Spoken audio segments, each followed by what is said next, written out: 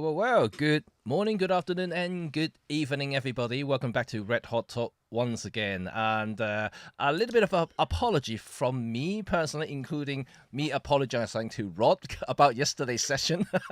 I've been in this chair since yesterday. I'm fed up. I completely forgotten about it, and then I was gonna send a message out to everyone, including Rod. Yesterday's session was cancelled, but I got a last minute call, and I had to rush out and do the photo session. But that's my full time thing. So unfortunately, I'm a professional photographer. So when the call comes, and then I just have to go out and shoot. So apology for that, and it's not really my intention to completely abandon you without any messages, but we're on today. We're back on today.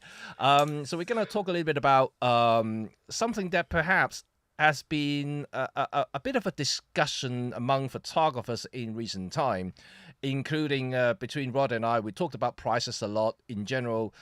So we're going to focus a lot about lenses in general today. Why are they so expensive? Are they really worth that money? Or are any of these cheaper alternatives from third-party lens makers worth the while? So we're going to have a lot to discuss because people may or may not understand the reason why they become so expensive, or may underestimate it, or kind of like unappreciating some of the third-party options either. So there's a little bit of things that we want to talk about, whether you should or should not be looking at the native lenses, or maybe you should have a look at the third-party lenses, or vice versa. So Rod, we have been spending a lot of time in photography for the past few decades, and we have seen prices continuously increasing over time. That's part of the inflation thing, of course. Your price is ever going to go up, that's for sure. But we have seen jump, not at the inflation level, is way above the inflation level. We are looking at lenses. Every generation of lenses are now like 50, 60, 70% more expensive than the previous version of the lenses. What is happening here? I don't know. I think lens makers have figured out how to keep us buying lenses by continually developing and advancing them and adding stuff. It's hard to say exactly what is going on. Mostly when a new lens comes out, even though it's more expensive, people say how much better it is than the last one. I'm not always completely convinced by that, because for the last one, they said how much better it was than the one before. And very often I tried the one before and it was all right. So, there's a lot of opinion going on. But I suppose lens makers had to keep on making us buy new lenses and making them more and more advanced. Right? That's how they make money. Yeah, I guess so. How else are they going to do it? But there's a lot of lenses out there. There are a lot of lenses, but I want to ask the audience as well. Like whoever listening right now, we're all going to talk about lenses today and why they become so expensive. Do you share the general consensus about how expensive they are? In some cases, unattainable. If you look at some of these really high-end 1.2, 1.4 professional series of lenses, they're no longer $1,000, $2,000. You're talking about $3,000, $4,000 or pounds. If you want to buy professional L series Canon RF lenses, you've got to think into up at around $3,000, aren't you? 3,000, maybe 2,000 for a good prime. Not quite as bad for Sony and Nikon maybe, but they're all up there. It's become very expensive to get professional quality lenses. I'm not convinced they're always much better than cheaper alternatives, because I think having a brand name and paying quite a lot of money doesn't guarantee quality. No. I've used a few duds in the past that haven't been as good as they should have been for that money. And I've used a lot of third-party lenses which are much better than they ought to be at their price. So it's not as simple as saying it's because they're better. They mostly are, but you can't always count on it. And also, very often, they're improved in ways you never asked for. Yes. know. Well, and another thing we want to discuss is obviously about the pros and cons of having native lenses or third-party lenses for that matter, because it does affect everybody. But I want to reiterate, the importance of lenses, and we have talked about this many, many times. And Rod even said that, like, it's the lens who drives you buying into a system. If you've got a really great lens, you think the images looks fantastic, you love the rendering of it, you love the look of it, you simply want to get that lens. And when you get that lens, of course, you have to get the camera to go with it. So that's how you get into the system, right? It happens to me a lot. I like a lot of lenses, as you can imagine. So I ended up buying a lot of different cameras to fit those lenses. I just want to say, how many of you share the same feeling towards lenses in general? Because you can't just buy a camera and then look for the lenses. I mean, you can, of course, but then when you buy a camera, it's not just about the camera features, and ultimately you are a photographer, you are taking photographs, so you need lenses to go with it. Some of the nicer images, some of the image quality you get from what you see online or prints or exhibitions come from those really amazing lenses, whether modern or vintage. So it is always going to be the lenses. And even when I recommend to people who ask me, they're starting out in photography, I always say to them, you can get a low-end camera, but save your budget, save your money, buy the best lenses you can afford. You go from there, rather than the other way around. Or buy the right lens, work out what lenses you need, buy the right one, then worry about the camera. Yeah, for sure. For sure. I've been on many blind alleys with different camera systems, buying a camera, then spending quite a lot of time and money finding out that the lenses that I need and want aren't really in the system. So I've always loved Fujifilm cameras, but I've never had much luck finding a set of lenses from Fujifilm that I've been satisfied with. I don't particularly like Sony cameras, but the range of lenses you can get, third-party lenses, is such that the lenses make it worth it. I'll use the cameras because the lenses are good. And it's with Canon, for example, you've got to be quite sure that in the Canon RF lineup there are the lenses that you want and you can afford them, because Canon doesn't license too many third-party lenses. So you are kind of restricted to Canon. So I think you should always look at the lenses before you properly commit to a system.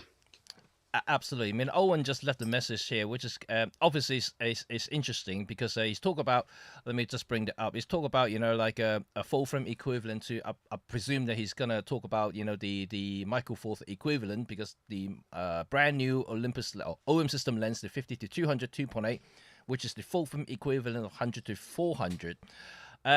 Yes, you're quite right. We actually just talked about this lens. It cost about 3,000, I think £3,000 or $3,000. I can't remember exactly which way around. So it's not a cheap lens, but at the same time, it is a lot cheaper than full frame equivalent. Actually, you probably can't find a 2.8 constant aperture in that range, and unless you go for prime. But prime will be even bigger, even more expensive.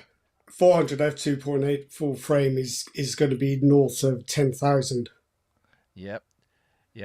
I don't know whether Sigma. I'm not sure Sigma still does its big super telephoto primes, but good quality, fast aperture, long range telephotos are very, very expensive. Yeah. Alas, it goes with the territory. And Chuck actually say that the new G Master, the 100 macro, is about $1,500, which is not terribly expensive. I would say for 100 millimeters 2.8, there are a lot of cheaper alternatives.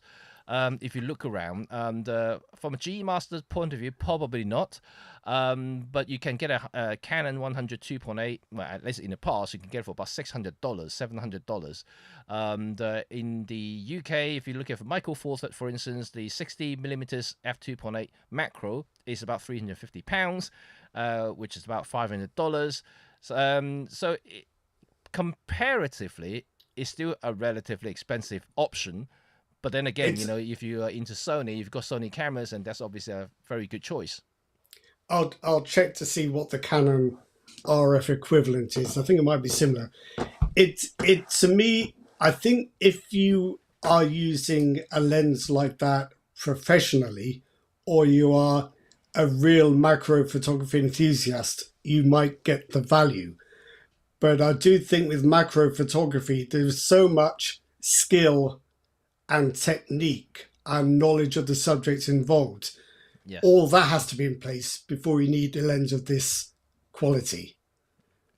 So, Yes. it's no point getting the new Sony 100G Master or the Canon RF 100 and trying to shoot handheld to see what the lens quality is like. It's not going to happen.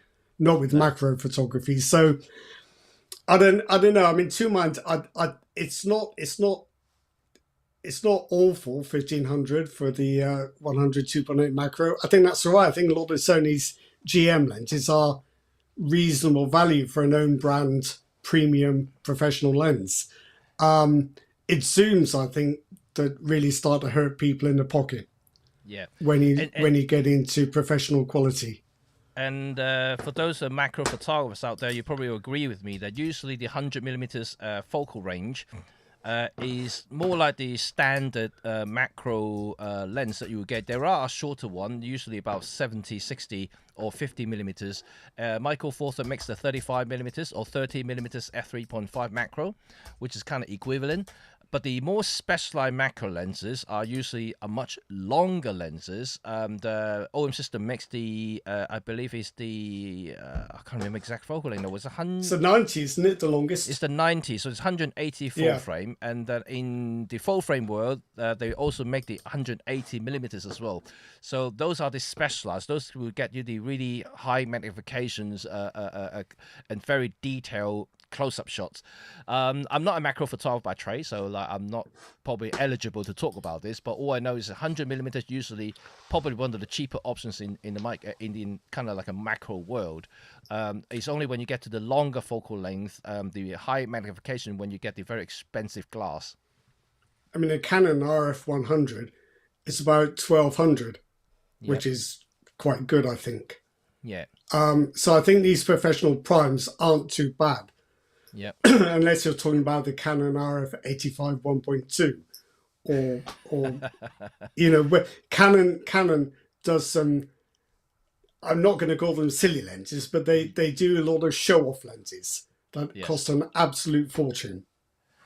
Well, I mean, I don't mind show-up lenses. I mean, they are always what I call them, the halo lenses, right? They basically a showcase of what they can do optically. Basically, it's an optical engineer's dream to work in a company like that allow them to design something that basically with no boundary of price. You just design something the best you can. And Leica is one of those camera company or lens company. Leica just basically just do whatever you want. We just charge the customer accordingly, and they will still buy them anyway. So, so the argument for both Canon and Leica might be, if we didn't charge this much, people wouldn't think it was any good. yeah. But in general, I mean, we go back to the reality now. When we talk about the ultra rich out there who can buy anything they want, for a lot of people, like even myself included, I mean, if you just want to get something that works, do you think buying for these native lenses are value for money? In the old days, I would say yes. Back in the early 2000s, maybe even 2010s, I would say yes. Because the native lenses tends to be better built, better compatibilities. You generally get slightly better optics, but that was before. And what I noticed in the last 10 to 12 years is that a lot of third party has moved up quite a bit, in terms of their engineering capabilities, the general manufacturing capabilities has improved dramatically.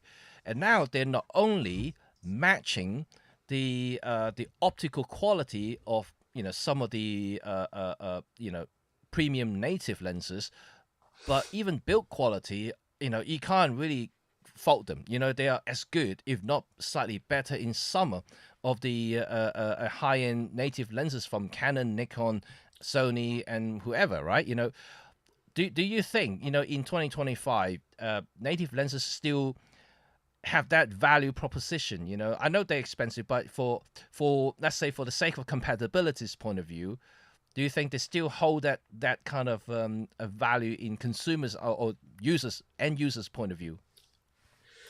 Well, I do think you have to be realistic about what you want the lens for and how much use you're going to get from it. If you are, I think if you're in your line of business, Jimmy, where you're going to use the thing all the time, Yep. and the quality of the work and the reliability of the lens and its performance are crucial every day, you've got to spend the money. If, on the other hand, you use a certain type of lens occasionally, Yep. I think you should probably be a bit more realistic about how much to spend. We were talking about fisheye lenses, weren't we? And how much use your or I might get from them. It wouldn't be very much. So there wouldn't be a lot of point in you or I spending a lot of money on a fisheye. We might use one now and again, but there's no point paying for a professional fisheye lens that you use like 10 times in a year, for example. And I think as well, with lenses, you have to be realistic about what you're prepared to carry and what you're prepared to risk. Because if you go traveling and you take a set of professional Canon L series lenses or Sony GM lenses with you, first of all, you've got to carry them around. And secondly, you've probably got about 10 grand's worth of gear that you don't want to lose off the side of a boat or have stolen from your hotel room or get mugged for. I mean, I'm not trying to paint a picture of disaster. No. These things are always at the back of your mind when you're traveling. If you're doing street photography in a city you don't know, you're always looking around. You're aware of who's around you and what's happening.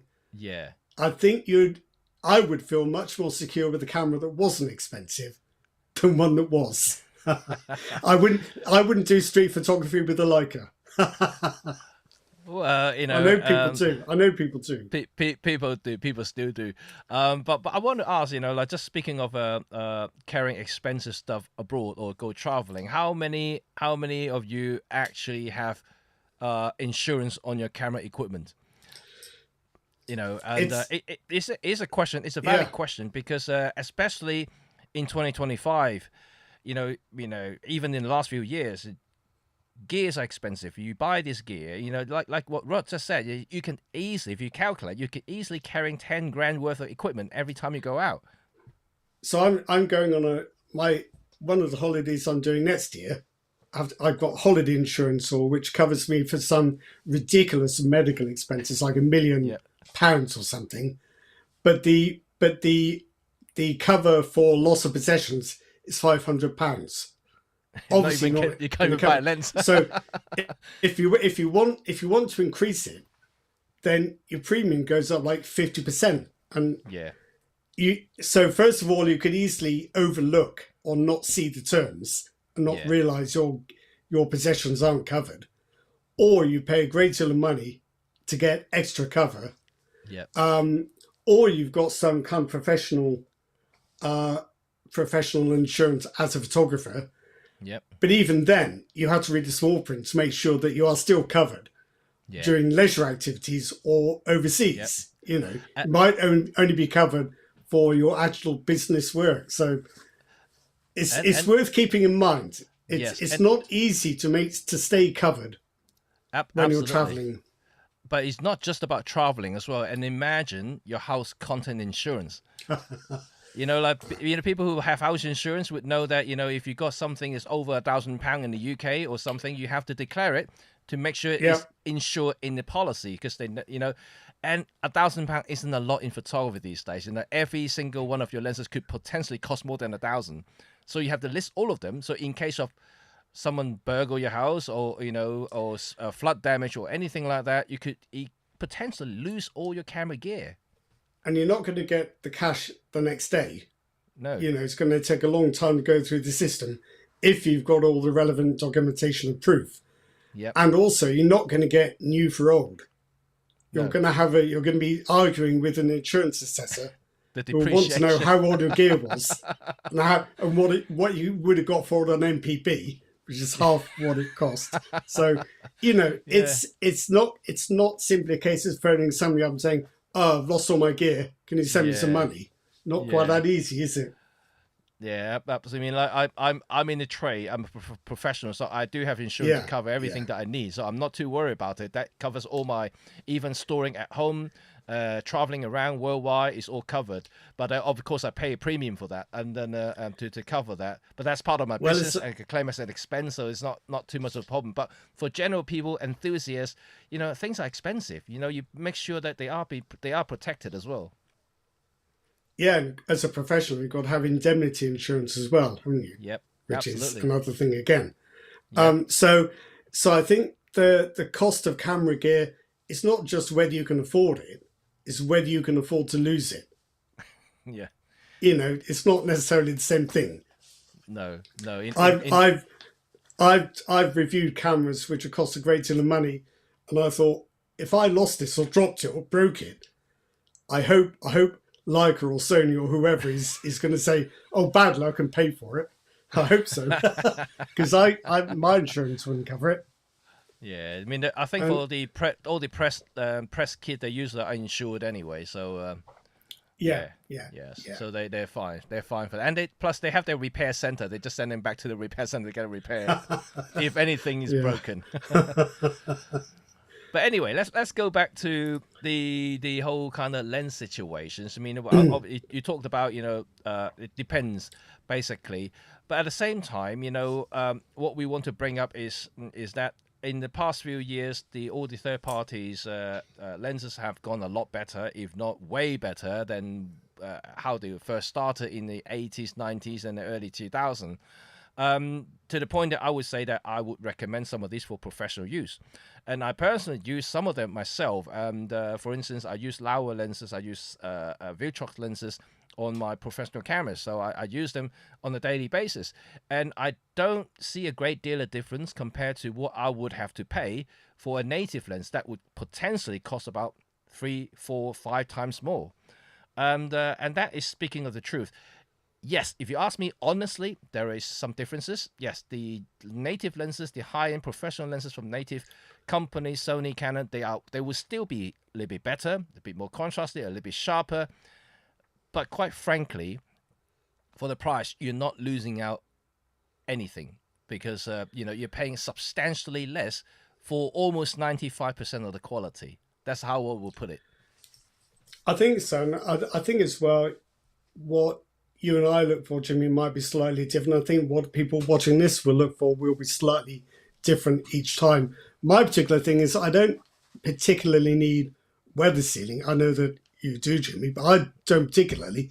But what I do dislike is lenses that don't perform well at the edges or wide open or different zoom settings. I hate lenses that you have to work around and say, "Oh, better not zoom past here because it'll be rubbish." And I better not shoot wide open because it'll be terrible at the corners. I Yeah, don't like that. I don't like that. yeah, So other people, I've read reviews and comments about lenses I personally dislike for that reason. yeah, Nobody ever mentions it, so maybe I'm just a bit sensitive to it. But I got rid of two Fujifilm lenses. It should have been my favourites because I couldn't trust them to be good every time, and yeah, they're just just not designed to perform well at the extremes of their focal range, which I don't like. I'd rather have a shorter focal range and be able to trust the lens. So that's just my particular thing. Other yeah, people will look for different qualities like contrast, flare resistance, yeah, yeah. rendering, bokeh. There are all sorts of things we all look for in a lens, and it's not always the same every time. Yes, and Owen just put up a comment here. OM System Pro Capture is brilliant for birding, but only available on pro lenses, and weather sealing is vital for nature. Of course, but this is the whole chat today is obviously very specific to people who, for their own photography style and things that they do. For wildlife, for people who constantly be at the outdoor, yes, weather sealing is critical. Yeah, But at yeah. the same time, for a lot of people who just do holiday photos and they don't even want to go out when it's raining, and those people, weather sealing is basically non-essential because Not talking something about that me, are you, Jimmy? Not talking about me. well, Well, my wife hates walking out in the rain. No. So like, if you give her a camera and the lens, there's no point giving her any weather seal kit because she would never go out in the rain. I'm fortunate because when I need to review stuff or test stuff or write a tutorial or a feature, I can choose when to go. The only client is my publisher, and it doesn't have to be this very minute. So I've got a bit more leeway about when I shoot and the conditions I shoot in. So if I worked for a nature magazine and they said we need 5 shots of the lesser regrets or its equivalent by tomorrow morning, then you've got to do it. They're not be screwed. Well, for me, for instance, if I shoot a lot of my portraits outdoor, very rarely in studio these days, and they book me way in advance, sometime like 6-7 months in advance. We book the date. They know they can't change it because I got bookings all around me, and so if it rains, we still go and shoot. So like I have, that's why I always have weather seal kit, because when it's raining outside, I still have to go and shoot. So this is the time when I make sure that all my equipments are, weatherproof, lenses and the camera, and so this is very true to what you just said, Owen. If you do nature a lot, you go out a lot, you're making sure that your kits are completely element proof. That's very important and critical. But at the same time, I want to talk a little bit about the differences between the pro lenses and the premium grade lenses and the consumer lenses, because a lot of the manufacturers usually split their lens alignment into 3 different grades. You got the kit lenses, which is basically the cheapest you can get for the camera, and you got the medium grade, which is a little bit better optics, usually a slightly better aperture range, and then you got a pro level, which is basically the best you can get. Optically, the build, weather seal, whatever. You got the best stuff in the pro range. What I want to ask Rod is, apart from the lowest range, which is not going to be that good, although some kit lenses are not that bad, but then in general, they are just, basically get you into the system, for casual shooting only. If you are a little bit more enthusiastic, you want to take better pictures, and you're more into the image quality side of it, you're going to start up with the mid-range onward. But between the mid and the pro range, especially in today's market, and a lot of them are pretty, I would say, equivalent in terms of optic quality. Apart from pixel peeping, then you might see some differences there, but the mid-range and the pro range lenses are very close in optical now. The pro lenses have got about as good as they can get. The mid-range lenses are getting better all the time, and I think very often somebody commented further up in the comments, made a remark about the Sony 20mm 1.8. I got it. That's not a G Master lens, but it's a terrific lens. Yeah. I think what I've found from all the lenses I've tested, all the reviews I've read, the reviews in particular, I think, have to be quite careful, because you have to make sure that people telling you about lenses have actually used them and have the same expectation that you do. Yeah. There is quite a lot of, I don't want to call it snobbery, but a lot of assumptions are made about premium lenses. So, for example, Sony own brand lenses will always be better than third party. It's not true. Same goes for Canon RF lenses. I don't think that's true. Even within the premium own brand lens ranges, there are terrific lenses, and there are others that are not quite so good. So it's always better, if you can, to try a lens yourself, to make sure it meets your expectations, because there's a lot of assumptions and blanket remarks made online about this brand or that brand, this lens or that lens, by people who haven't tested them, or they're just repeating other people's opinions. Yeah. We always say that the best thing to do is to try the lens yourself. I mean, if the retailer can't lend you the lens for 24 hours, for instance, and the best thing I would say is, depending on the value of the lens, of course, if you're thinking about buying a lens that's over $1,000, I would actually strongly suggest you to go and rent the lens, and just go out and shoot stuff that you to shoot, and be sure that's what you want and what you need, and whether the performance lives up to your expectation. then you commit to buying that lens. Otherwise, you could be blindly getting it, and not depending on the country you're living in. Some of them don't even let you return the lens after you open the box. So like you could be in a very tricky situation once you bought the lens and you find that it's not quite right for me, and and you can't return it. Or just buy used to limit your losses if you have to sell it back again.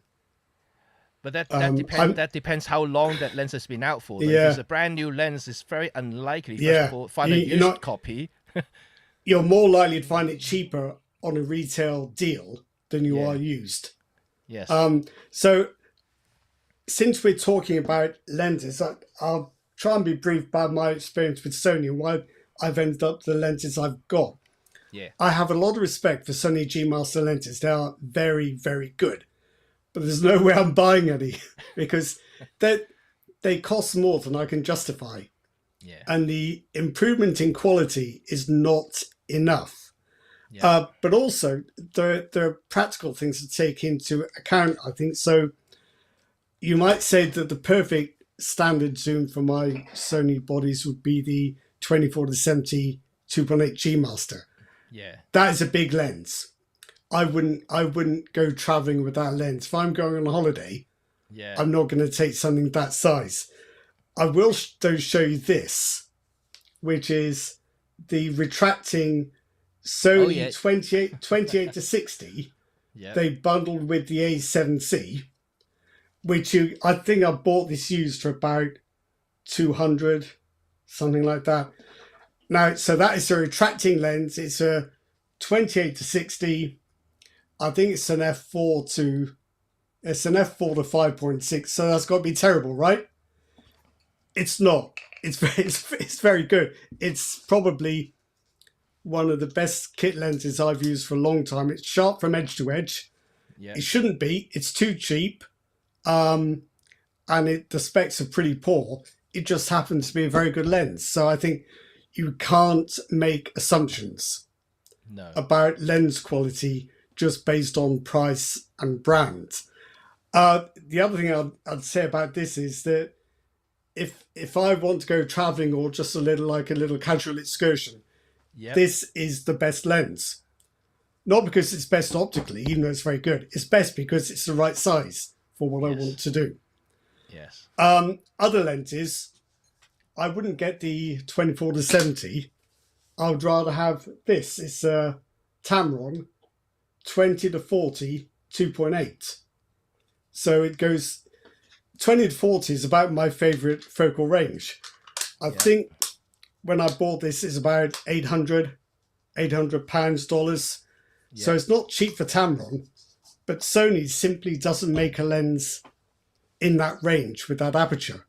Yes. So that's a non-Sony lens I've chosen, which is a better fit for me than anything that Sony makes. Yes. Well, and I think you brought up good points there about third-party lenses make something that the main manufacturers lens makers don't make. Most of the big companies like Canon, Nikon, and Sony, Fuji, they make traditional focal range, right? The primes and also zoom lenses. You always get the 60-35, the 24-70, the 70-200. You're always going to get those ranges. You're always going to get the 50 prime, the 85 prime, the 24 prime. You're always going to have those, And then you got the third party like Tamron, Sigma. They make this quirky focal range or focal length that you simply can't get. Not many people do 40. Not many people do like a 19. Kind of weird numbers if you ask me. But as a matter of fact, they are actually quite useful, some of these. And because sometimes you will think that 50 may just a little bit too tight, but 35 is a bit too wide. So 40 is just the sweet spot for me. Or you go into, 85 is just, it's a bit too short. I just need a little bit, but 100 is a bit too long. But there are people who make 90. It's kind of like that, right? It is. And I've got another Tamron lens here, which kind of doesn't quite tie in with that, but it's I think it's an interesting point. I would rather swap focal range for quality. I'd rather have quality and miss out a little bit on the focal range. So Sony makes a 24 to 240 Yep.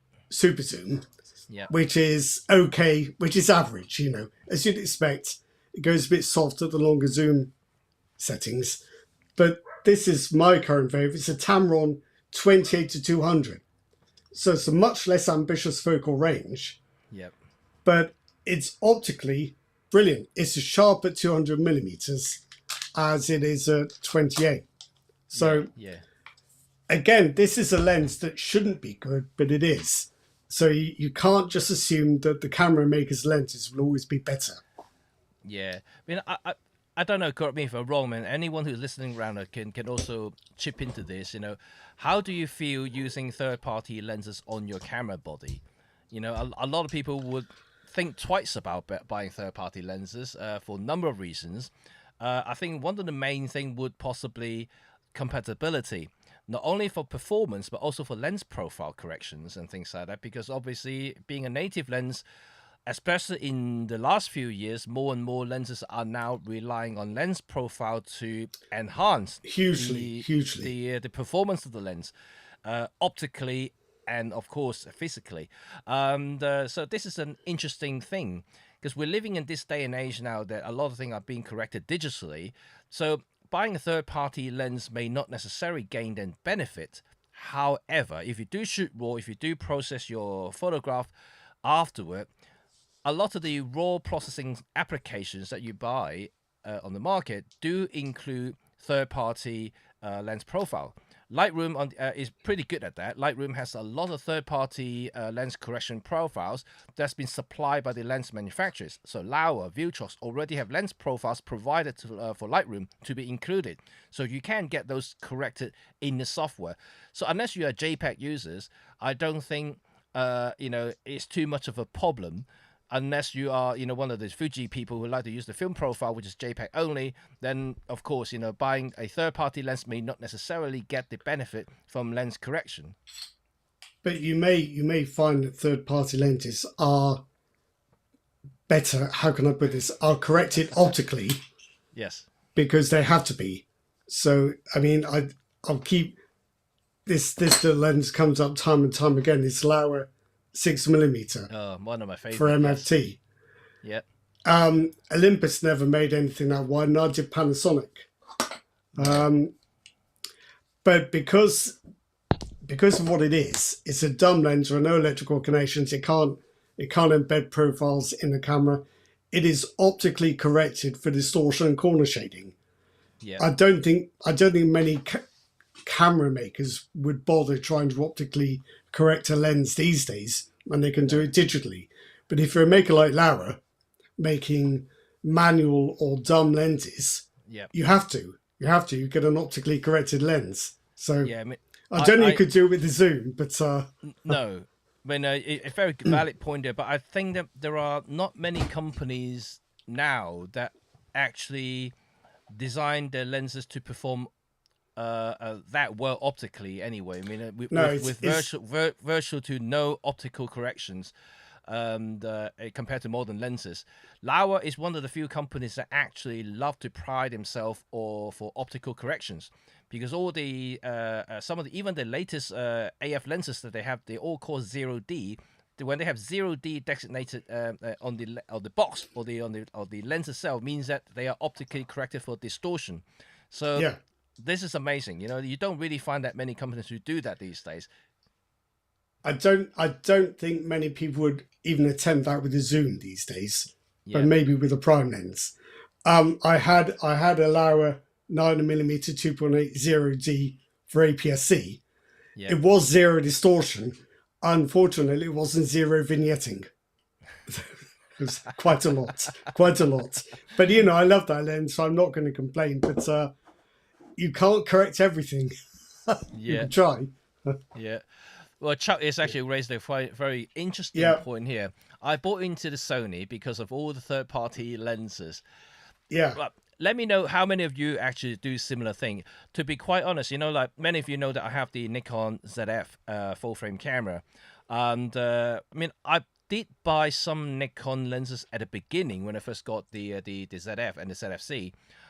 Just because I wanted to complete the look, so it's a bit snobby to do that. But then, but when I was using the camera, and as I was starting to review more and more lenses, I starting to use third-party lenses on my ZF. So I actually, at this moment in time, my day out, my professional kit that for shooting portrait consisted of the Viltrox 50mm f2. I also have the case, which is another Chinese manufacturer, 85mm 1.4, and I have the Viltrox 28mm 1.8. All third-party lenses, and none of them are Nikon, which is kind of weird. But the thing is, they work, and they work quite brilliantly, to be honest. And I don't see, that I needed to improve much. Yes, if I go for the native Nikon lenses, that they will be probably a little bit more contrasty, maybe a tiny bit more sharper.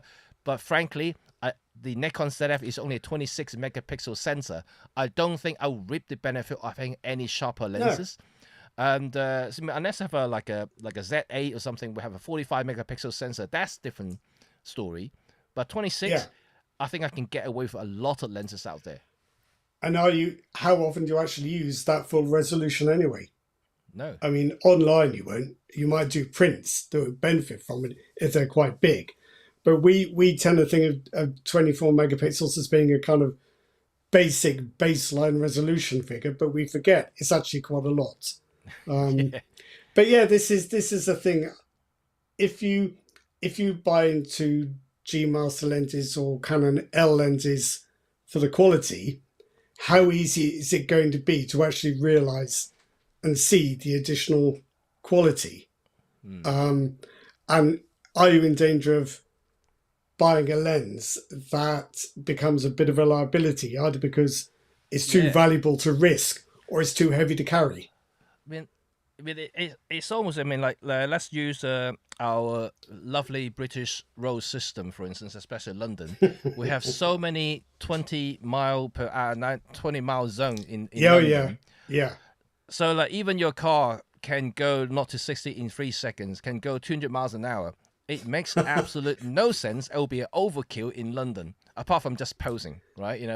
And it's just more like a metaphor. Like if you buy a lens that is completely, go past way beyond, that the lenses can resolve. And if you got 20 megapixel, 26, maybe even 30, but your lens, it can resolve more than that, way more than that. Are you reaping the benefit? Probably not, and you're paying more for getting that kind of resolutions.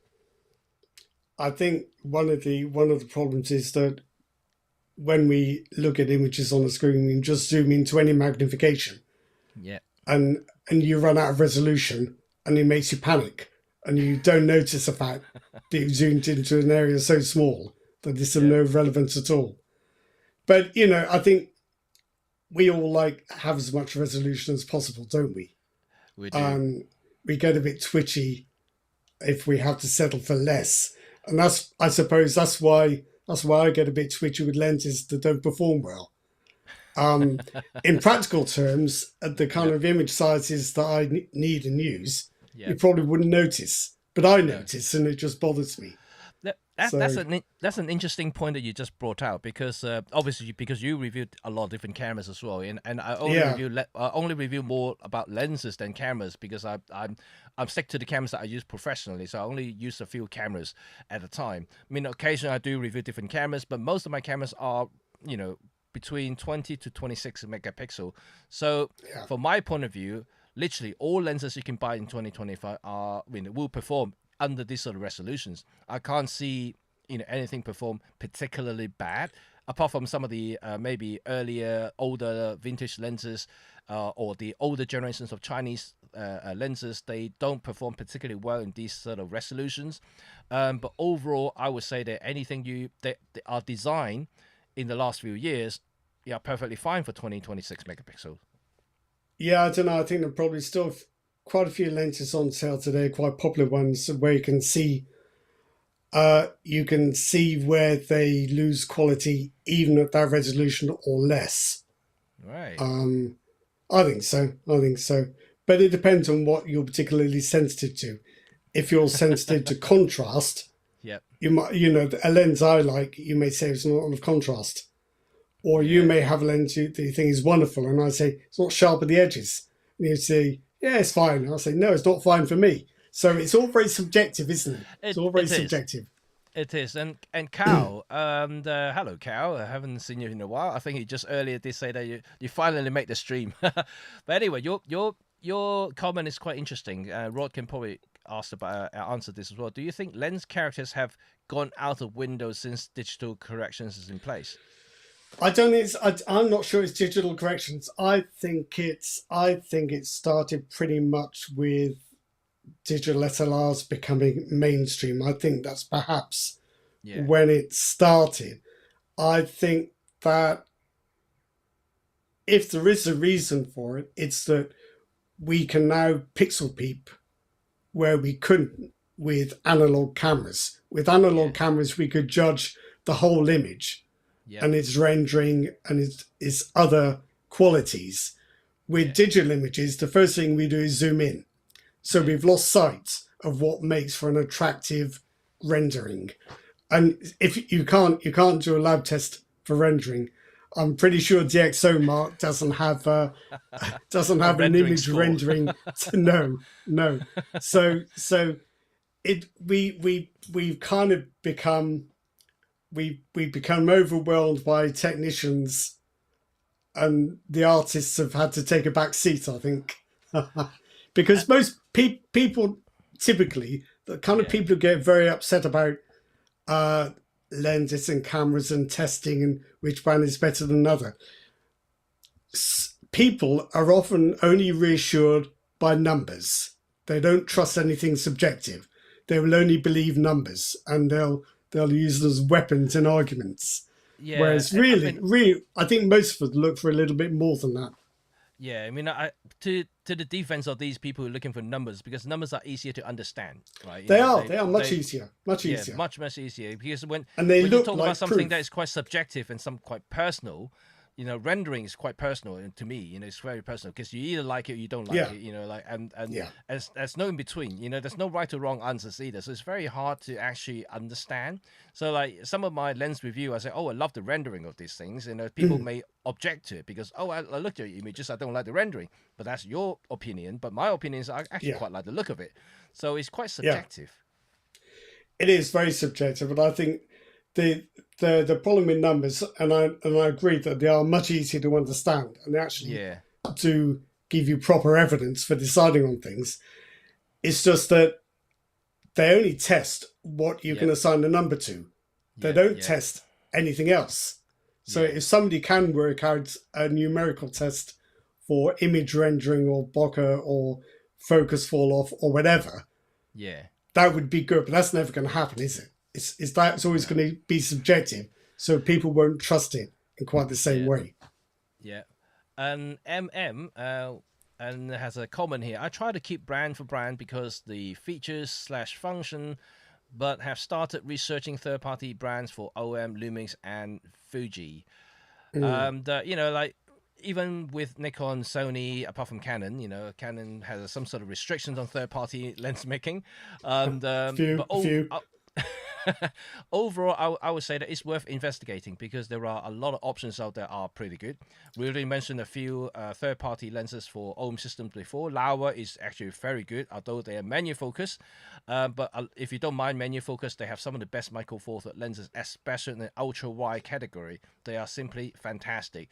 And Fuji, I'm now a Fuji user myself as well, and I actually find a lot of the Sigma lenses for APS-C, if they do offer X mount, is very, very good.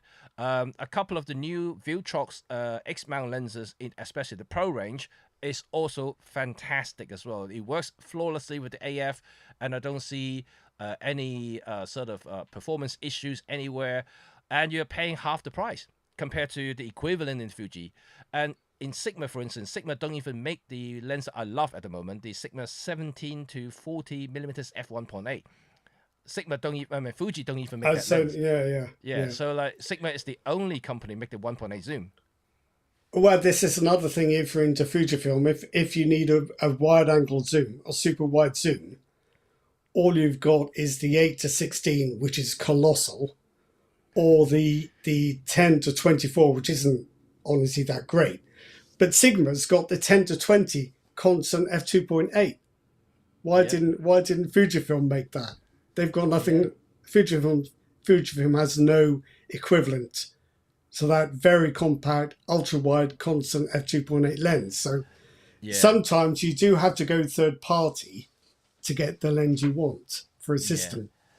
And one thing that you probably many may not necessarily appreciate is that third party lens makers, they have one job, while the camera makers company have multiple jobs. They have to make cameras, research and develop cameras, as well as lenses.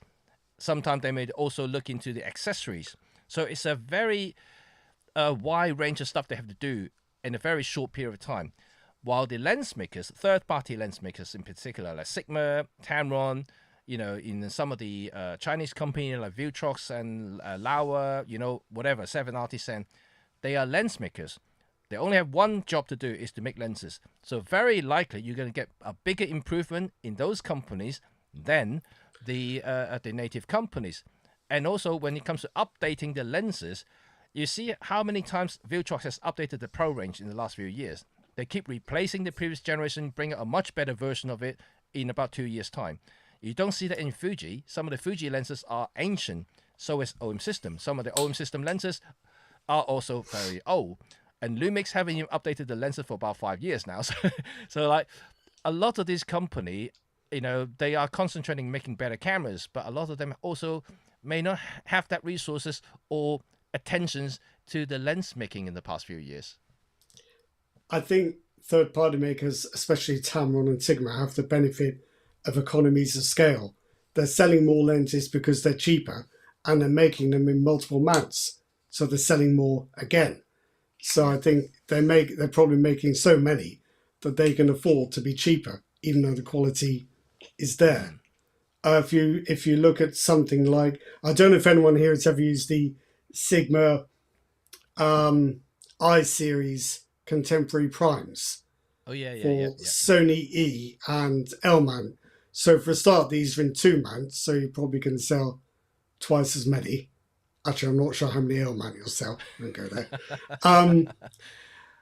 But I think what's interesting about those lenses, I imagine they sell quite a few more than Sony does its own compact primes. But the thing that strikes me about those Sigma contemporary lenses is the build quality is just out of this world. And you get a lens hood. You're listening, Canon. You get a lens hood, and you get 2 lens caps. You get a regular one, but you also get a magnetic one, which you just flip off and no catches or anything. You just drop it onto the lens and it's on. They are beautifully made lenses, and they're very good optically. Yes. But then you might say, well, I'd rather have the Sony equivalents. And I've looked at 3 of those. There's the 52.5, there's a 42.5, and a 24 2.8, I think. Now the 40 and 50 are excellent. The 24, it's quite a lot of money, and it's not that good by my standards. Not very good at the edges. my thing. So you can't always assume that own brand lenses will always be better and that third party lenses will always be worse. You can't assume that own brand lenses will all be equally good, because there are still some duds in amongst all the good ones. Yeah. And Angela Playful One also mentioned that they do a lot of OEM lenses. Yes, they do. They do. And famously, of course, Tamron has made a few Nikon lenses, and and Sigma also obviously contracted out to do some of the brands, including some OM, some other brands as well. But they're lens makers, right? And so if you got big enough of a contract, to secure a number of units, they make it. As simple as that. And put your own brand, put your own body shell. It's all down to cost at the end of the day. If you can commit to that, if the company is willing to pay for that commitment, they do it. I mean, obviously Nikon won't make Canon lenses, and then these are very different things. But Tamron, Sigma, and and some of the Chinese lens makers they're up for business. They are lens makers. Full stop. They just make lenses. So yeah. Yeah, yeah, and it's another reason for trying different lenses is because the look you get is Yeah. unpredictable too. Yeah. So I think you and I, Jim, and probably people watching this have used a lot of lenses that have a very digital look that's just not Yeah. very satisfactory. Or the focus fall off is quite nasty, or the bokeh is quite nasty and busy, or whatever. But you can't measure it, so you don't know until you use them. Yeah. And I've been caught out. I wouldn't say caught out, but I've noticed this a few times. I'm not a big fan of my Canon prime lenses for various reasons. I think the autofocus is out of date and noisy. Yeah. But the rendering is really very nice. The focus fall off is nice, and the bokeh is nice. Yes. And they don't make a big fuss over that in the marketing, and you never find out till you actually shoot with these things. Yeah. And speaking of third-party lenses, there is one lens that I would like people to check out. I'm still trying to make a review out of it, and this is a relatively new company from China. It's called Case. Some people may have heard of Case filters because they make a lot of filters. And Case has started to make lenses in the last couple of years, and one of the later one is 85mm 1.4, and it's a very affordable lens. It's 1.4 aperture, impeccable build quality. It works better than a lot of the third-party Chinese 85mm I've come across so far. I haven't personally tried a Viltrox 85 1.4 yet because it's only available in E-mount, and I don't have a Sony camera to test. Apparently the Z-mount is going to come at some point, so when the Z-mount becomes available, then I will probably test it and to see whether it's any better. But so far, I think whatever coming from China, Case 85 1.4 is worth a look. It also had the same kind of magnetic thing you talked about, Sigma lenses, Rod, and so it does have a magnetic cap as well. So you have a magnetic cap. I mean, it's fantastic. it sounds like something childish. It shouldn't matter, but when it comes to it, a magnetic cap within like minutes, I've just fallen in love with it because you haven't got fiddled with the springs. It doesn't fly off at 90 miles an hour because it slips out of your fingers. It just goes on. You hook your fingernail under it, and it comes off. It's perfect. Yes. And it's even made of metal. Of course, it's being magnetic, but but another good thing about that lens is, you talk about magnetic, is that I literally just talked about Case makes filters. They make magnetic filters, and the magnetic filter is compatible with the lens, so you don't even have to screw in the filters. You can just slap on magnetically with the ND filters, polarizers, everything just magnetically attached to it. Brilliant. I think it's just really good.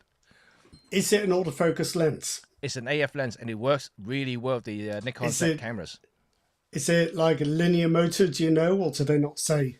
I don't think they've said it. I'm not entirely sure. No. It's fairly quiet. It's fairly quick. I wouldn't say it's the quick, but it's fairly quick. No. But for me, I do portrait. 85 is a portrait lens, so I find it to be more than sufficient to do any sort of gentle movement, walking pace kind of speed.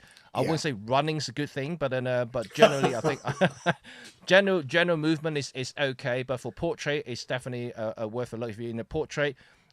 If you're on a budget, if you don't want to pay like thousands of pounds on a pro level portrait lens, this is probably a fairly good option to have a check out. And how much is it? I think it's about 500, 600 pounds in the UK, which is a very decent price for a fully weather sealed, full metal built a lens. Well, I think as well that if you're going to use a lens every day as part of your work, then you probably should consider a pro lens because eventually it will pay for itself. But then again, you've got to think, if you're going to use it for a few jobs and then stop, is it really wise to pay a lot of money? Does it make any sense, especially if it's quite difficult to see any difference in the quality? I guess, only time will tell, right? Obviously everything that I'm testing and using right now are relatively new. And for instance, this Case portrait lens that I'm using right now. I've been using on a daily basis for the past couple of months. I find it to be fairly good so far. But will it last for 2-3 years? I don't know. Will you break it? Yeah, Yeah. quite. But then again, if it costs only a third of any native options out there, even if it breaks, I buy another one. It still costs less than buying a pro lens. Well, that's my only worry about things like this Sony 28-60 I've been praising up. Yeah. This feels like it's made of plastic. It's got a retracting mechanism. How many times am I going to open and close that lens before it goes slack or breaks? Yeah. That's what worries me. So it is a good point that if you want longevity and durability, that's part of what you're paying for with the pro lens. It's not just the optical quality, but durability. Long-term durability. You hope you're getting that. Carl did the research already. Case lens 640, right? Is it pound or dollars? I think probably pounds by the sound of it. But I think it's a good price for a, to me at least, high grade 85 lens, third party. It's not too bad. It's not too bad a price. I think it's definitely approaching to Sigma's quality, and Sigma is pretty good optically for the past few years, and is to that level. So I would say that's pretty good. Where do you notice differences in quality between, let's say, 85mm f1.4 lenses? Where do you see the difference? Usually contrast and is it?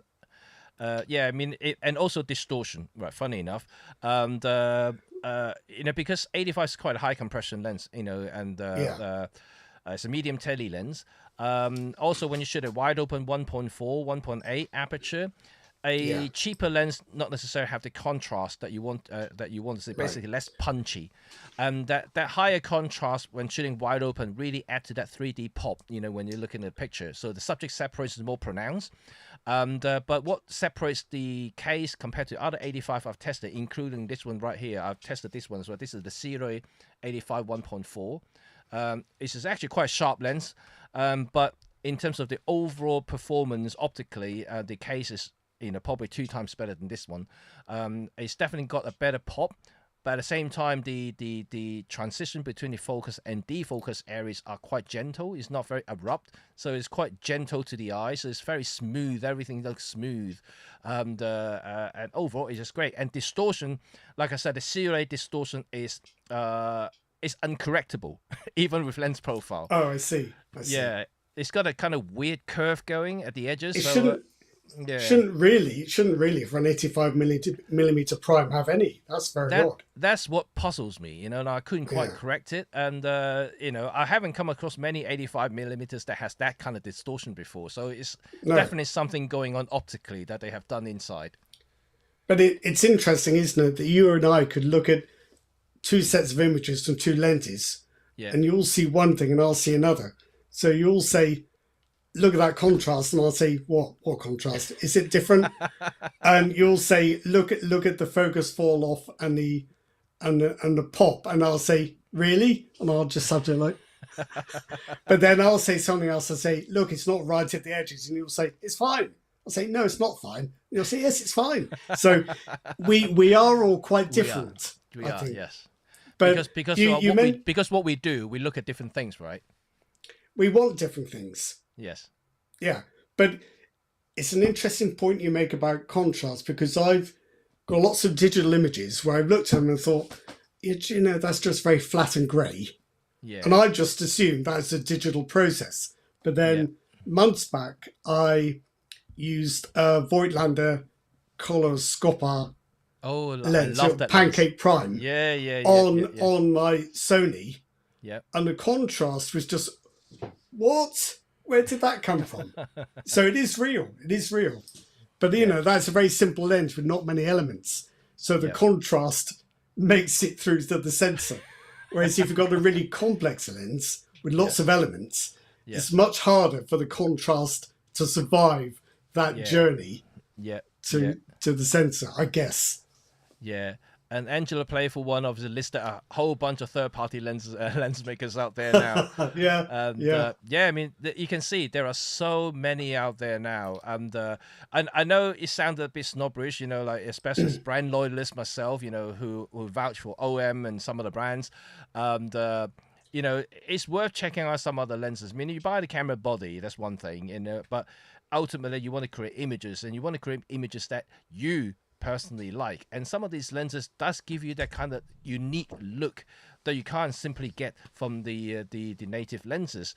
And for instance, certain Laowa lenses has that unique look that I kind of like. Sigma as well, Voigtlander, whatever. They all have their own look. I would say between TT Artisan and 7 Artisan from China, they probably share the same back-end lens manufacturing processing, so they look almost identical in my eyes. Same as Meiki lenses, actually. So just be a little bit more careful about some of the very low-end lenses. TT Artisan, 7 Artisan, Meiki, they may share the same lens manufacturers at the back end, so they just put their own branding, own lens barrels, and own packaging for their own lenses. So essentially, you buy one another is essentially the same. For instance, I have reviewed 3 separate 100mm 2.8 manual focus macro lenses from all these 3 brands there: TT Artisan, 7 Artisan, and Meiki. They look identical, and not only they look identical, and I mean like not just the images, the actual lens itself looks identical, apart from different text on the barrel. So you can tell they're from the same manufacturers. They're just putting their own branding on it. And but how many lens manufacturing companies in China? I don't know. There could be hundreds. So it's quite hard to tell where they come from. But a lot of the cases, you find them that cheap is only because they have the quantity. And we have the quantity. That means they probably share with different brands. Yeah, and it's you mentioned look as well. Quite often you get a look you quite like from a cheaper lens. Yeah. So I'm not hugely fond of the 50mm focal length, but I've got a Nikon 51.8 for DSLRs. I've got a Canon RF 51.8. They're quite similar, wide open. They've got quite a lot of corner shading, but they've got a really nice focus fall off. And really, they've got a really nice smooth look. They look a little bit vintage, but I actually quite like it. And I know that you can buy much more expensive alternatives that are optically corrected, but I kind of like this style because it's there when you need it, just using wide open. But you can get rid of it, just stop down to f4 or 5.6. But these are cheap lenses. But I don't think you can assume that cheap lenses give you bad results. If you like the look of what they do, it's a good result. Well, look, just like even in filmmaking, a lot of people are only chasing for the look and the aesthetic of it. Less so about resolution, sharpness, the bokeh. It's nothing about it. It's just the overall aesthetic. Some people are looking for the aesthetic. And if you're a moviegoer, if you like to go to cinema and look at movies, sometimes pay a little bit attention to some of the bokeh that you got from the screen. They're horrible. In photographer's eyes, they're horrible. But why would you choose such a look? A 5-blade aperture. Look at that. It's not even round when you stop down. It looks horrible. But look, they are looking for that certain aesthetic that they're looking for. That's what fashions change, don't they? Yeah. It's like right now, anamorphic bokeh is really in. People want that kind of squashed oval at the edges of the frame. We as photographers, we say, oh, you've got to have a rounded aperture. You can't have hexagonal bokeh or you can't have polygonal shapes, but people actually like it. And can you remember a few years back, if you got a sun star in a landscape, people would say that lens is terrible, that shouldn't have happened. But as soon as our friends on DP Review start saying, "Are the sun stars any good?" Everybody wants sun stars. You can even get filters now that put sun stars in. It's ridiculous. It's just fashion. It is fashion. Sun stars. How long would that fashion last? Who knows? That's the thing. About as long as the HDR craze, probably. We'll get to a point and we'll say, not Well, another Sunstar. For Pete's sake, can we just drop the Sunstars? well, I Let's have to get say past that that. the HDR craze didn't last that long. Actually, it was quite short. It seemed to last a long time while it was happening. But if you look back, at those HDR shots that are being made then, and some Yeah, people still make today, yeah, they're just awful, awful. yeah, So it's yeah, just you get these moments of craziness when these things are popular, then yeah, they go away. yeah, yeah. So Well, maybe Sunstars will go that way. maybe. But I mean, I have to say, I quite like Sunstar in Cityscape because all these street lamps and they look kind of nice when you have that. Just get a filter, Jimmy, stick it on the front, that'll do it. Get a Coke in. Yeah, yeah. And just a couple of catch up on the messages here. And I know Cal said that it's 640, and he did actually reply it's pounds, so £640 for the case, 8514. John actually said it's 738 B&H price in the US, and that is for the case 8514 for Nikon Z, and that's exactly the one I'm using. And yeah, I think it's pretty good, for what it is, for what it can deliver. I think it's definitely worth checking out, considering modern native 8514 are fairly dear these days. If you look at like the likes of Nikon, Sony, 1500, yeah. a bit more. I, Canon, I maybe more still. Canon don't even make 1.4, right? They did make the They 85 do. 1.2. Do they make No, it's a 1.4? 1.4 as well. Oh yes, there Yeah, is a 1.4 L lens, yes, but that's quite expensive. yeah. I think that one. I don't know. I'd have to look it up. But it's like one-upmanship, isn't it? You can imagine going to a posh party and you say you've got Canon gear, then some other Canon guy comes over and says, "Oh, have you got the 85?" And you say, "Yeah, I've got the 85 1.4," and they'll go, "Should have got the 1.2. I've got the 1.2." Yeah, they start measuring the lens how big they are, right? I was Oh just dear. reading this comment by Jeff Painter. He says we use size f1.4 lenses on Quadrophenia. Do we have a Quadrophenia? What's the word I'm looking for? Expert or professional or collaborator or contributor in our Oh, I know. chat. I've seen a few lenses with 3 blades, and is actually, you know what? I find it quite funky. The bokeh when you Yeah, stop down, you got this triangle bokeh. It's like yeah. crazy. Yeah. Um, if you decide to do everything digitally and use Lightroom's lens blur tool, you can choose what bokeh you get. Yes. It doesn't all look very real, to be perfectly honest. But you can choose. But you can have onion skin. I think you can have cat's eye. You can have regular Yeah. circular. You can Yeah. have hexagonal or polygonal. You can have whatever bokeh you like. Yeah. If And uh, if you're not and too critical. I think the Nick Collection Color Effects Pros also have the bokeh shape function that you can kind of change the bokeh shape at in the blur thing, of course. Yeah. Oh, so Jeff's come back and says he was a focus puller. So if he's shooting with uh 1.4 lenses, he must have been a very busy man. Keep your hands busy. Keep turning the wheel. Well, exactly. Yeah, yeah. I'd be interested to know what the focus puller mechanisms were at that time.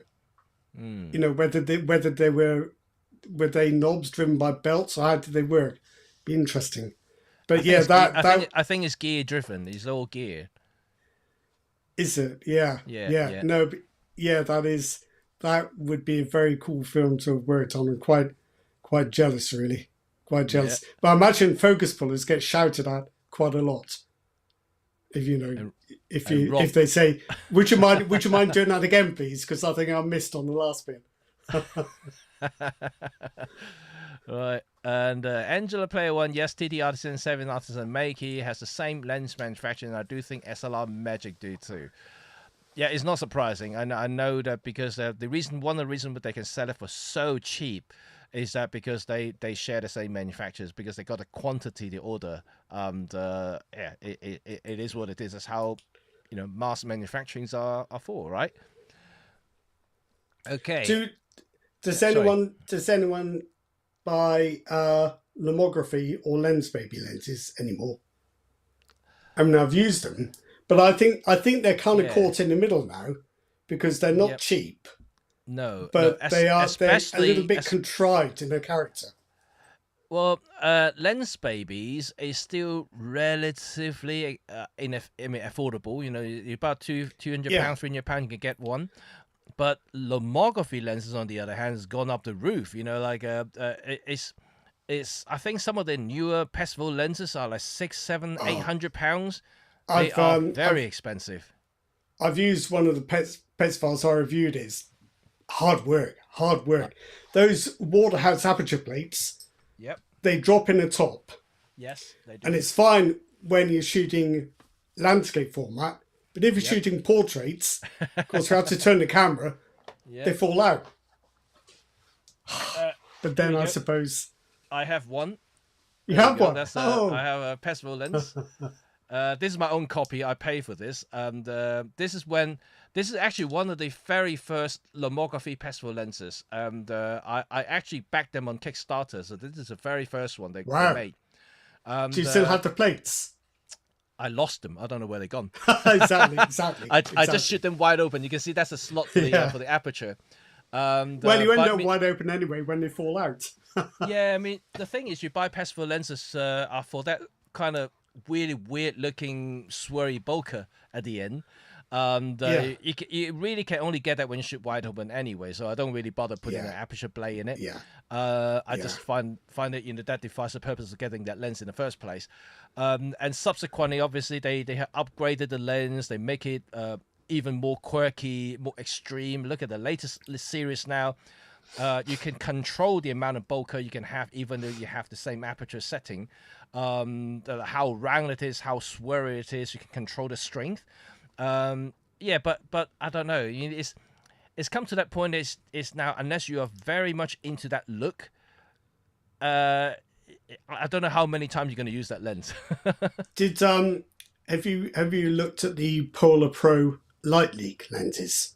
Oh yes, yes. I haven't checked it. I mean, I haven't tried test it out I've myself, but got I've, I've I've got a seen them. couple. I haven't You have? tried them. I haven't actually Okay, taken any shots in anger. right. They're interesting because you slide the barrel Yes. back and forth to close off the lens from exterior light or open a gap in the side. So the Right. idea is that you position it maybe with the light to one side, and Yeah. you get a light leak coming into the lens and Yeah. giving you Yeah. Yeah. that Yeah. look Yeah. on Yeah. the Yeah. on the center. But honestly, it's too much work. You haven't got the time because you haven't got the focus. But you're doing this. Oh, the light leak's wrong. I need to move that. No, I need to go there. Oh, now it's changed again. It's I too mean, much, really. I mean, I don't know how everybody's feel about this type of lenses. I mean, like all of these, I would call it the experimental lenses. These are things that That's you very probably kind. that's probably things that you will only use in a very rare occasion for, Yeah, especially in the initial yeah, stages when you have that novelty of trying it out. But yeah, after that, you find that it takes ages to set this up. It takes ages yeah, to trying to perfect a shot. I'd rather just throw in a normal lens and just do it digitally afterward. yeah. I'm afraid I would have to agree with all Yeah. of these things that I've tried. The first half hour thing, this is brilliant. Then by the end of the week, no, it's not. It's awful. It's a very short term relationship. Yeah, yeah. I mean, that's so like I always say to people, you know, like I think in terms of photography, hate to say that, you know, sometimes um, safe bet is the best bet. You know, like just getting a normal generic Oh yeah, lens, yeah, and you can do all sorts of crazy stuff with those lenses. Is better bet than buying a quirky lens, trying to be different. You know, in that way, I think that is probably trying to improve your photography to be more creative in the first place than trying to be quirky materially using special lenses. Well, I think as well, if I'm going to be brutally honest, I don't suppose it's just me.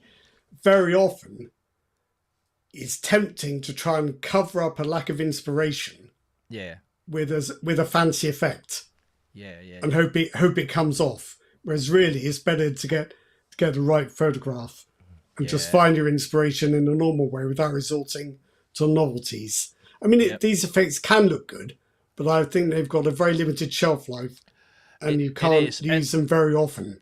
and it's also very, very specific, very specific. You know, like, it doesn't work with Yeah. all types of photography. You know, like these sort of Swarry bokeh festival lenses is great for certain type of vintage portrait, but you can't use it for landscape, for instance. You know, it just No. doesn't look great at all. It doesn't work for macro, of course. It doesn't. It's basically very limited. You know, the thing that you can do with that lens is quite limited. It's kind of cool when you do get some shots, but then again, you know, how many of those type of shot you're gonna do, and probably not too many. It's like lightnings, isn't it? I don't know whether we've all seen a similar sort of image, but you have this image of a girl drifting through a summer meadow with a wash of golden light, and you think, oh, it looks lovely, lovely. Yeah. And I actually got to do that. Did a shoot with a model, did the very same thing. It looks lovely. Then you think, so where else am I going to use a light leak? And you think, I'm not. That's all I could think of. That's the only application I could think of where it would be good. So yeah, it's often quite limited. It is, man. That festival lens that you just saw, I think the last time I used that was 12 years ago. It's been on the shelf for that long. Yes. They're hard work, aren't they? They're hard work. They are hard work. It's not easy to do, not easy to focus. And the thing is, they're not that sharp wide open. So you don't really get any focus snap, do you? No, you can't gauge when you hit that point. No, you can't use peaking, full stop, because it's so soft to the point. Peaking doesn't work. So you literally have to magnify and really check critical focus on that lens. That's got to be a great strapline. So soft, my focus peaking wouldn't work. Yes. Okay, Rob. I own a Helga. Oh, I remember that. A Helga lens. Yes. I remember those. Helga. Yes. Yeah. Yeah, I remember those lenses. Oh gosh, I haven't seen one of them for quite some time now, actually. Lomo turned the light leaks from that toy medium format cameras into feature. Yeah. You can actually adapt those lenses in digital cameras. I think you can get an adapter or something. I haven't tried it myself. I do have a couple of Helga lenses actually, somewhere. I don't know where they are. And I have a lot of different lenses. It's interesting look. It's very plasticky look. You know, from these plastic lenses, you know, you see these very low contrast, very soft images again. But it certainly has some look to it. Again, you know, if you're into that look, it's definitely something to experiment. But again, it's an experiment. You're not going to shoot that constantly with that lens. That's for sure. You can always just buy Nick Collection and use analog effects, which will do horrible things to your images in the name of artistry, and get the benefit that way. So analog effects will actually add distortion and chromatic aberration for you to get the toy camera look. And again, you think, that's amazing. You do it twice and you think, nah, that's enough now. Well, that's something that is quite interesting when it comes to digital photography these days, right? You can get all sorts of looks, toy looks, vintage look kind of thing, artificially. Unless you are still an analog photographer, of course, and that you can't change. You can only get it from the actual lens itself. But otherwise, a lot of the quirky things you want to try and experiment is probably through digital. If you really do like the digital look that you created, then you can decide whether you want to buy a Pestel lens or a Helga lens. Yeah, the only thing is there's no going back, is there? When you do it digitally, you can just hit Control Z and go back to where you were. You can't do that with the lens. No. Sadly. That's another thing. But overall, we talked about lenses in general, about pricing being too expensive. We talked about the third-party lens options out there. And now that maybe final things now about lens evolutions or revolutions or whatever you want to call it, improvements in general. Are modern lenses getting a little bit too complicated, compared to older lenses, right? Just simply because someone mentioned about the latest Sony 100mm 2.8 macro lens earlier. Gosh, that lens has a lot of control buttons and dials. Yeah. That's got more buttons than my camera. That's ridiculous. So it's got. I presume it's got a focus limiter. It's got VR or not VR. What does Sony IS, call it? IS. Does it have IS? Probably it doesn't. No. I don't know. But I don't know all of this. How can it possibly need so many switches? I guess it does, but it's a good point. I mean, it's just a lens. What the heck? Why all this?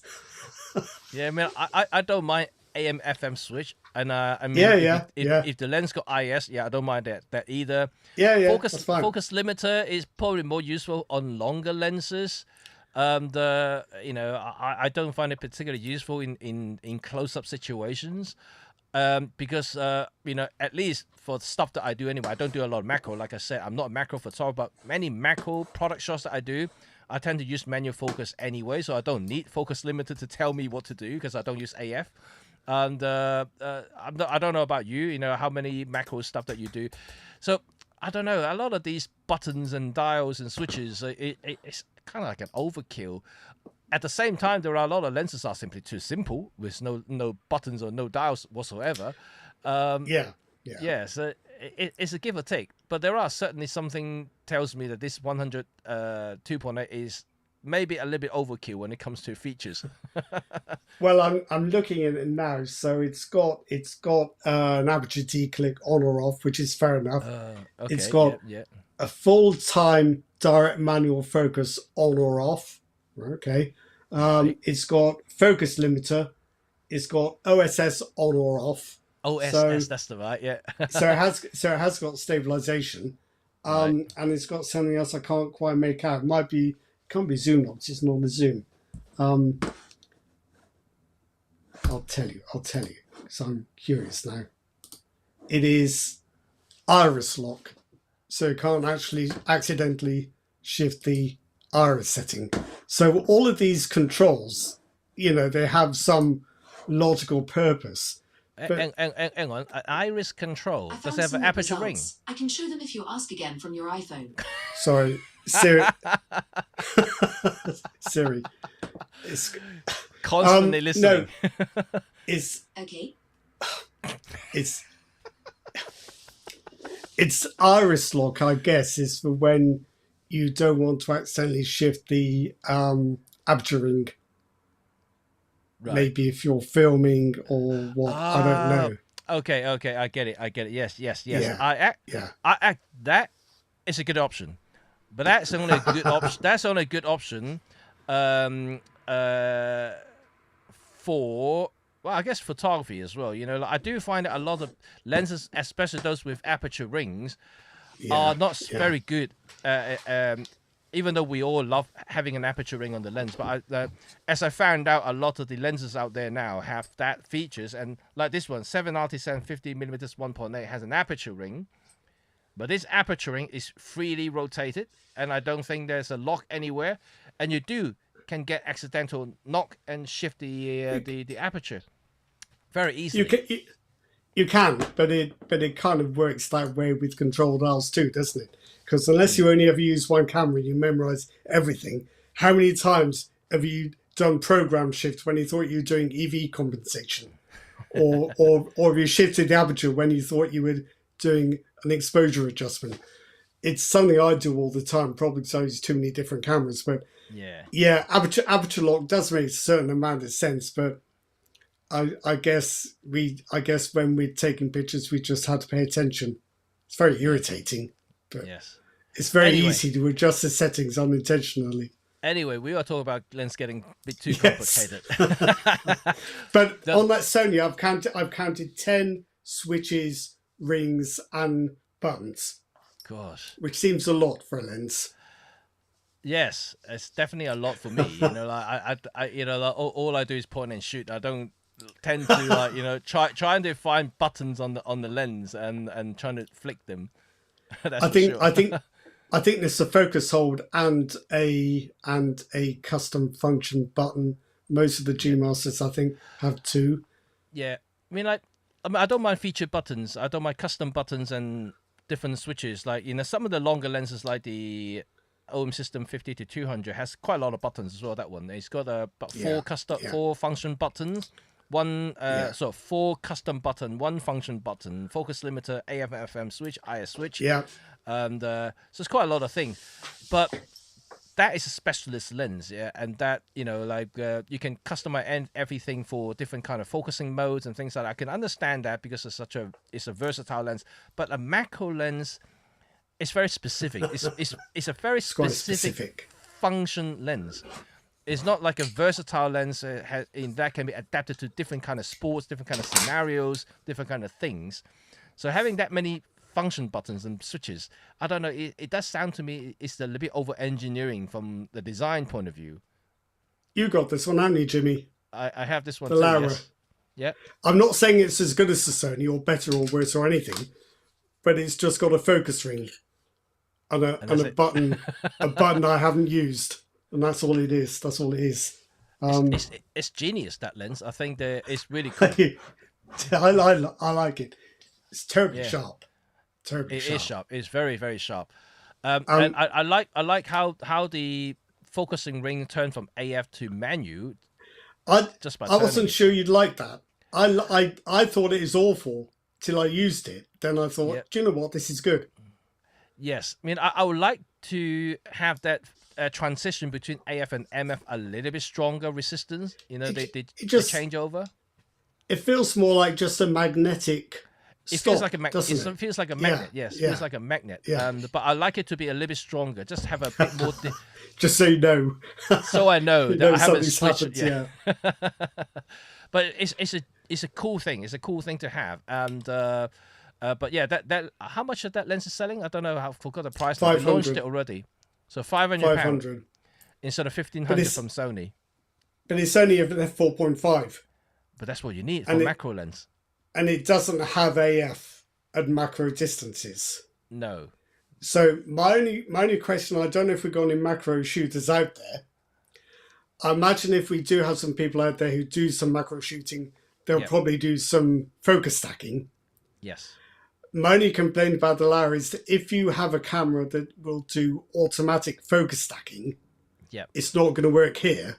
So with No. the Lara, you're going to have to use a focus rail. But Yes. maybe proper macro shooters, and I'm not one, but maybe proper macro shooters would use a focus rail anyway, just Yeah. because they would know what they were doing with that. It's more time consuming, but Yeah. maybe yeah. that's what people would do. Don't know. Be Possibly. interested to know. Yeah. Chuck actually say that it works with teleconverters. Presumably you talk about the Sony. That's interesting because not many 100mm would allow you to use teleconverters. I know the 180 allows you to do that. Same as Ohm Systems 90 allows you to use teleconverters. That just gets ridiculously hard to use because I found that sort of magnification, that sort of close distances, you need a ultra stable platform to shoot. So like You've got you're to be not on a tripod, yeah. yeah, Yeah. not even normal tripod. You're gonna use one that is extra sturdy, wide legs. You gotta be spread out the leg to get maximum stabilization. And Anything. when to I use when I was shakes. when I was using this Laura, I was having to wait for the vibration to die down. I couldn't just press the shutter release. I had to use the self timer, and very often just the actual pressing shutter release, 10 seconds wasn't long enough for the vibrations to die down. So it's a definite skill. Yeah. But they can make good telephotos too. I mean, Yeah. that Sony would be a handy telephoto. That's when a teleconverter, I think, would probably be handy. Yep. But using a Laura reminds me that a 200mm lens or 180mm lens for landscapes, there's no depth of field. You've got to make sure you focus on what needs to be sharp. You have to make decisions. You can't say, I'll have that rock in a mountain, I'll get those sharp. It's not going to happen. You've got to choose Yeah. something. Absolutely. But no, I like the Laowa macro lens. It's quite different to anything I've seen before, especially the size is quite tiny. It's quite a got- small lens. Nice feel to it as well. Yeah. For Again, 108 this is yeah. this is where I think a lot of third-party brands now, the build quality is surprising. Not always, but very often. If you're spending kind of mid-range money in the hundreds, you're getting some with a lot more build quality than you would have expected, Yeah. in my experience anyway. Yeah, I mean that's another thing about to discuss is value for money, right? Yeah. And we kind of mentioned it earlier in the stream. So just asking the audience now who are listening, how do you feel about paying less for more? Oh, I hate it. I'd rather pay more for less. Now, the reason I brought that up is because, okay, I wouldn't say less for more, but you're paying less for lens in general. And because a lot of people may have the confidence issues. I mean, I can totally understand that coming from being a photographer for so many years. And way back when I first started photography, I would totally go for the native options. I wouldn't trust the third party options unless I really struggle with money, right? But then And back in the day, Sigma and Tamron, the lenses were average. Let's be fair, and that's been quite kind. But yeah, that's changed. That's changed. Now that these has third changed, party yes. lenses are proper premium products. They are, and it's kudos to them. Even now they're much better than before. In fact, they probably can rival some of the native options. They are still charging you less. So so I just want to get a feeling from you guys. Overall, when you look at third-party lenses, do you just simply ignore them simply because they're cheaper, and you don't trust them because they are cheaper, or you're one of those like me? Well, I mean, I tested them. You look fine. I just buy them because they value for money. Just because they work. That's what I wanted to see. For paying 3-4 times the price to getting that tiny little bit of extra doesn't really work for me. Whether you have the wallet to swallow it or not. If you don't have the money, you don't have the money. Simple No. as that. You buy what you can afford. If you can't afford it, you can't have it. So it's not such an easy comparison. I think another question I'd ask is, what would you give up to get a better lens? Right. So what I see more of now is that lens makers are giving up on outright focal range to make a better lens. Yeah. Tamron does this, for example, like the 28 to 200 I've got. That's a short zoom range for a super zoom lens, but it's made a much better lens. Yep. And I think with like the Dink Little Hour lenses, you have to give up AF, but what you get more than pays you back, because you get a lens of a quality and a size that just wouldn't be possible if you insisted on autofocus. So sometimes it's worth giving up on stuff to get a better lens. Yeah. And it doesn't have to cost more. No, and I mean this is actually very true, even in certain type of photography genre. Like let's say autofocus is a feature that probably we all accustomed to, we all getting spoiled with over the past few decades. We're now relying on autofocus so much that we can't live without it. But at the same time, a lot of the photography simply don't need autofocus, or in fact, autofocus can be cumbersome or not useful at all. Landscape photographers don't necessarily need autofocus, and sometimes giving up on autofocus can yield you not only better results, but also lighter and better options out there, because there are so many manual focus lenses out there are simply out of this world. A lot of the Zeiss lenses are still manual focus. If you go for the premium option, they're optically fantastic. They're slightly smaller and slightly lighter compared to the AF equivalent. You probably pay about the same price, but you're paying for much better optical quality compared to the AF money's options. going somewhere else. Yeah. Yes, you got premium glass elements inside. I had an interesting chat with a car photography pro when I was doing a shoot a few years back, who was shooting on Nikon. Yeah. He was shooting with the old Nikon 7200 2.8 non-VR lens. Yeah. So I said, aren't you going to swap to the new VR one? Vibration reduction version, which was, because this was quite old. And he said, no, I've tried it. This one's better. This one's sharper. So he was giving up on the VR because he preferred the results from his older lens. So sometimes you can get a better lens by giving up on some of the features. We tend to want the best of everything, don't we? But that can lead to compromises. We do, and that's very true because I remember when I bought my very first Canon SLR, professional SLR back in the days, and I also got a few pro lenses. And I remember I went into a camera store at the time, and the original 70 to 200 2.8 f. The IS version, the one with the stabilization, and also looked at the one non-IS. Canon used to make the 2.8 zoom with and without IS. Yeah. And I'm very sure, and even the guy who told me the non-IS version was sharper, and I tested both, and I actually agree the non-IS version is actually sharper by quite a bit. Because when you think about it, both with IS and with autofocus, you've got groups within a lens that aren't locked down. Yeah. They're being controlled. They're either floating magnetically or being controlled by motors. But either way, they're floating groups within the lens that aren't locked down in the same way that they would be in a non-IS lens or in a non-AF lens. I've always wondered whether it makes a difference.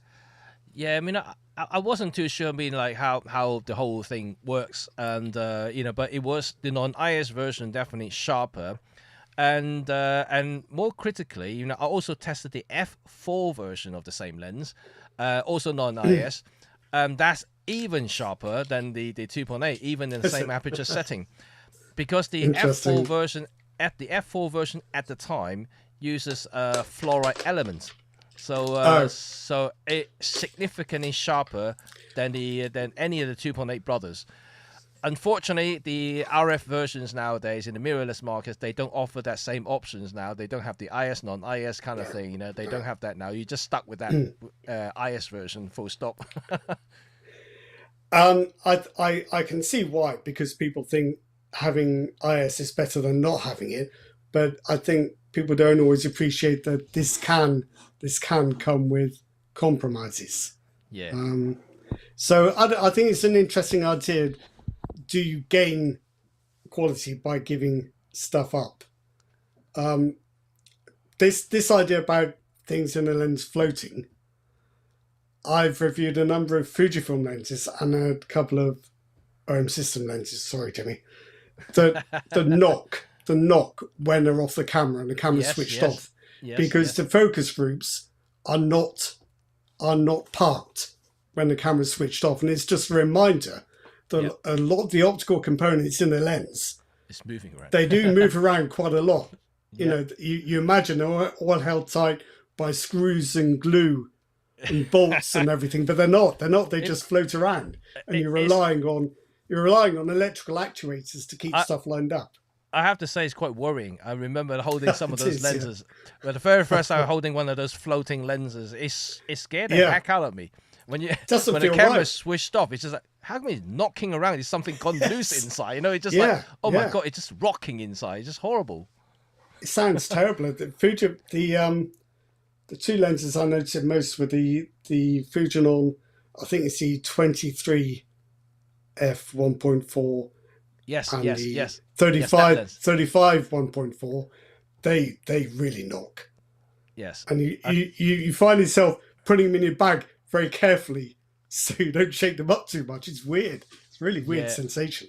Yeah, I mean it's very interesting that they allow you to do that, because I don't know the long-term durability of the lens. You put it in a backpack. You're walking a hike or something. You're constantly rocking the back, and the inside. All I could imagine is the thing keep rocking in and out. I had exactly the same thoughts. Yeah. Any mechanical sound means something's being what's the word? Not eroded, but there's got to be some deterioration over time. Has to be. So right. I can't believe you make a professional lens that costs hundreds of pounds or dollars and you don't park it up when it's switched off. It seems a simple thing to do. It's like having a handbrake on a car or having said that, Owen actually just said that the Panasonic 200mm 2.8 does the same thing. Right, that's it.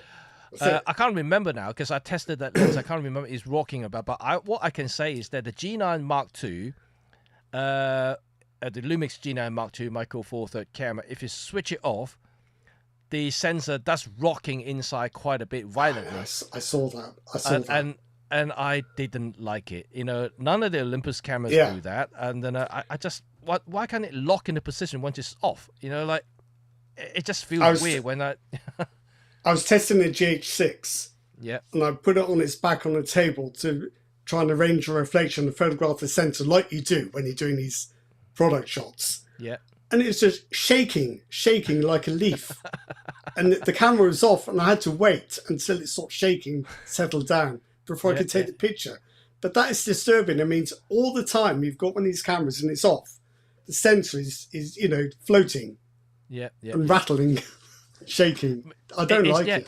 It was knocking. You can even hear the noise when you move the camera around. It's quite worrying to start with. And I remember when I first got the G9 Mark II, and then I even emailed Lumix. I said, like, is it normal to have the thing rocking inside? And I felt worried. Yep. And they said, yeah, it's normal. Maybe it's that 25 megapixel sensor. So if I saw it in a GH6, it suggests that they've just a slightly different design and they just let it float. But I don't like that at all. No. Mechanical things shouldn't wobble and knock and float. No.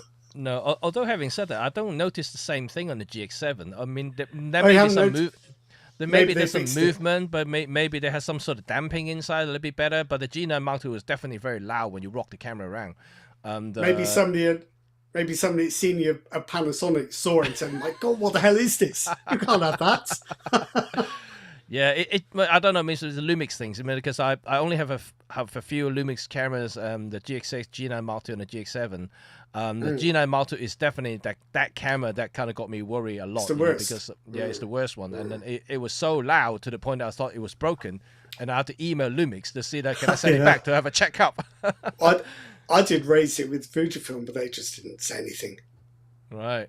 It just my question disappeared into the void. They probably got too many of those questions.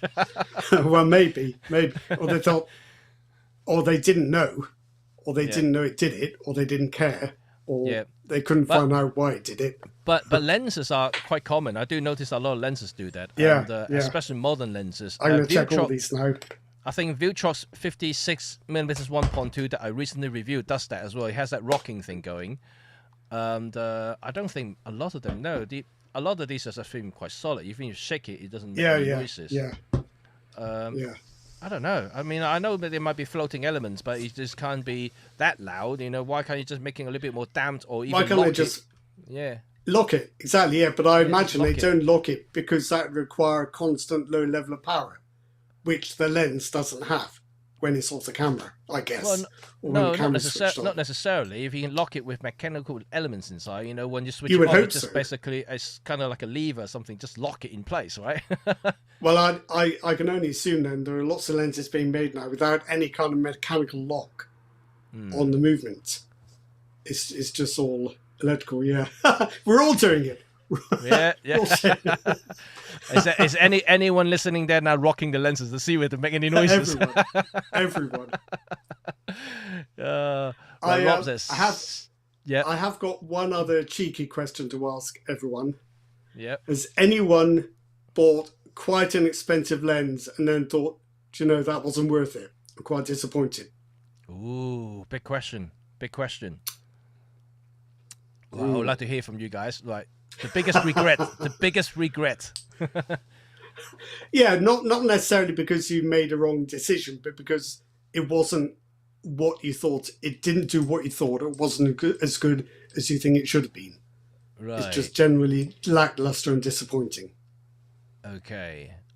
I don't think I have any lenses that into that category. Ah, okay. Because I usually think quite hard and careful about buying any lenses, and usually I make the right choice. so I don't have any kind of major regret after buying it, thinking, oh, it doesn't really perform the way I wanted, or just simply the wrong lens for me. I've had a couple of lenses in for review, and I thought, I'm glad I didn't buy this. Right. Because I wouldn't have been happy. 0-76. I met some with a 14K Canon lens, 600 f4 mirror like hell. Well, 14K out of your bank account, you're going to feel like moaning, aren't you? Perhaps it's broken. Perhaps it's broken. Yeah, he might have dropped that lens. He might have dropped that lens. Yeah. Well, this is something else. Has anyone knocked a lens or knocked it out of true? I had a Nikon 18-200 in review. Yep. It's got quite a long barrel. It's quite an old DSLR lens, quite a long barrel. I was walking through a town. The lens hood caught on a door frame. It wasn't a bad knock, not like knocking it out of my hands or anything, but it's a bit of a clonk. Yeah. And it was soft after that. So I had to pretend to Nikon that it arrived that way. Could they send another one? But lenses, not all lenses are robust. Well, I would say almost all lenses are not robust. If you think about dropping or knocking. Yeah. Especially the clunky ones. Well, pro lenses tends to be a little bit better built, so they can withstand a little bit of a knock here and there. But even with pro lenses, I have my trusty Olympus 25mm 1.2 Pro lens that was dropped when I was changing lenses in a very windy day. I was going to say that, yeah. Yeah, it dropped, I wouldn't say from very high level, maybe from my knee level, dropped on the floor. It just knocked it out of alignment. So I couldn't get any sharp shot afterward. I sent the lens back to Olympus to fix it, and they came back saying that it's all fixed. I took it out for a shoot a couple of sessions later. It's gone out of focus again. So I think something actually broken inside they needed to replace. But at that point, I can't be bothered, and I just bought a new one. Yeah. Out of insurance money, so I needed another lens. That one's broken. Well, I think this is the thing, isn't it? That we talk about pro lenses being more durable. But this is my point. When you're changing lenses at kind of hip level, 2 hands aren't enough. You really need 3. Nobody's got 3 hands. Sooner or later, you're going to drop a lens. And if you drop a lens on that height, on a pavement or a sidewalk, it doesn't matter whether it's a consumer lens or a pro lens. You're probably going to kill it. So it's not the pro lenses are indestructible and consumer lenses are fragile. It's like a scale of what you can get away with. But pro lenses aren't indestructible. No, for sure they're not. Especially those high precision lenses like macro lenses, the ultra fast aperture lenses. These are very delicate lenses. Yeah. This is the worry. You've got lens with like 20 elements in 17 groups. That is a very complex, but they exist. That's a very complex arrangement. That's not going to take a lot of abuse, is it? But if you go back to the old days when 6 elements was a lot in an old SLR lens. Yeah. And there were no floating groups. They were probably a lot more robust. Yeah. But, of course. We wouldn't use them today, but there is a difference in the way lenses are constructed today, where you do worry a little bit more, I think.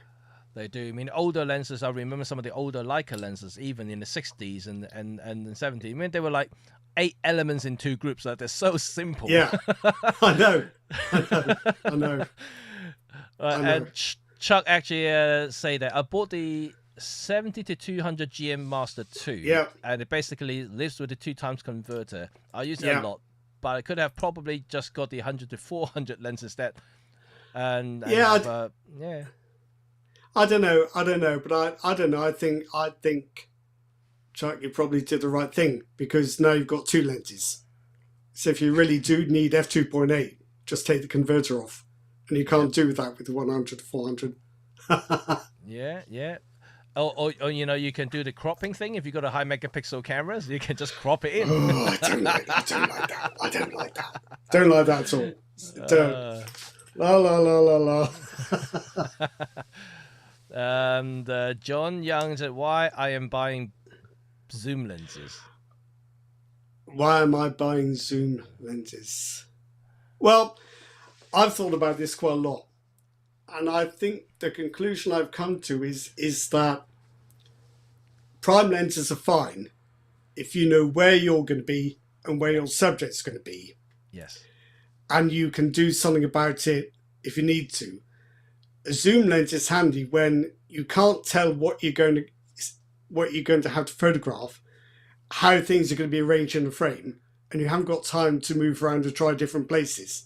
So there's pros and cons. I like the pure side of primes, and there's a part of me that thinks I should just use prime lenses, but practically it just doesn't quite work out, because let's say you're doing some landscape photography and you see a wonderful shot of a distant cottage or bothy or whatever against a hillside. You know you're going to need a longer focal length lens. Pouring with rain or you're in a dust storm, you don't want to swap lenses. That's when you need a zoom.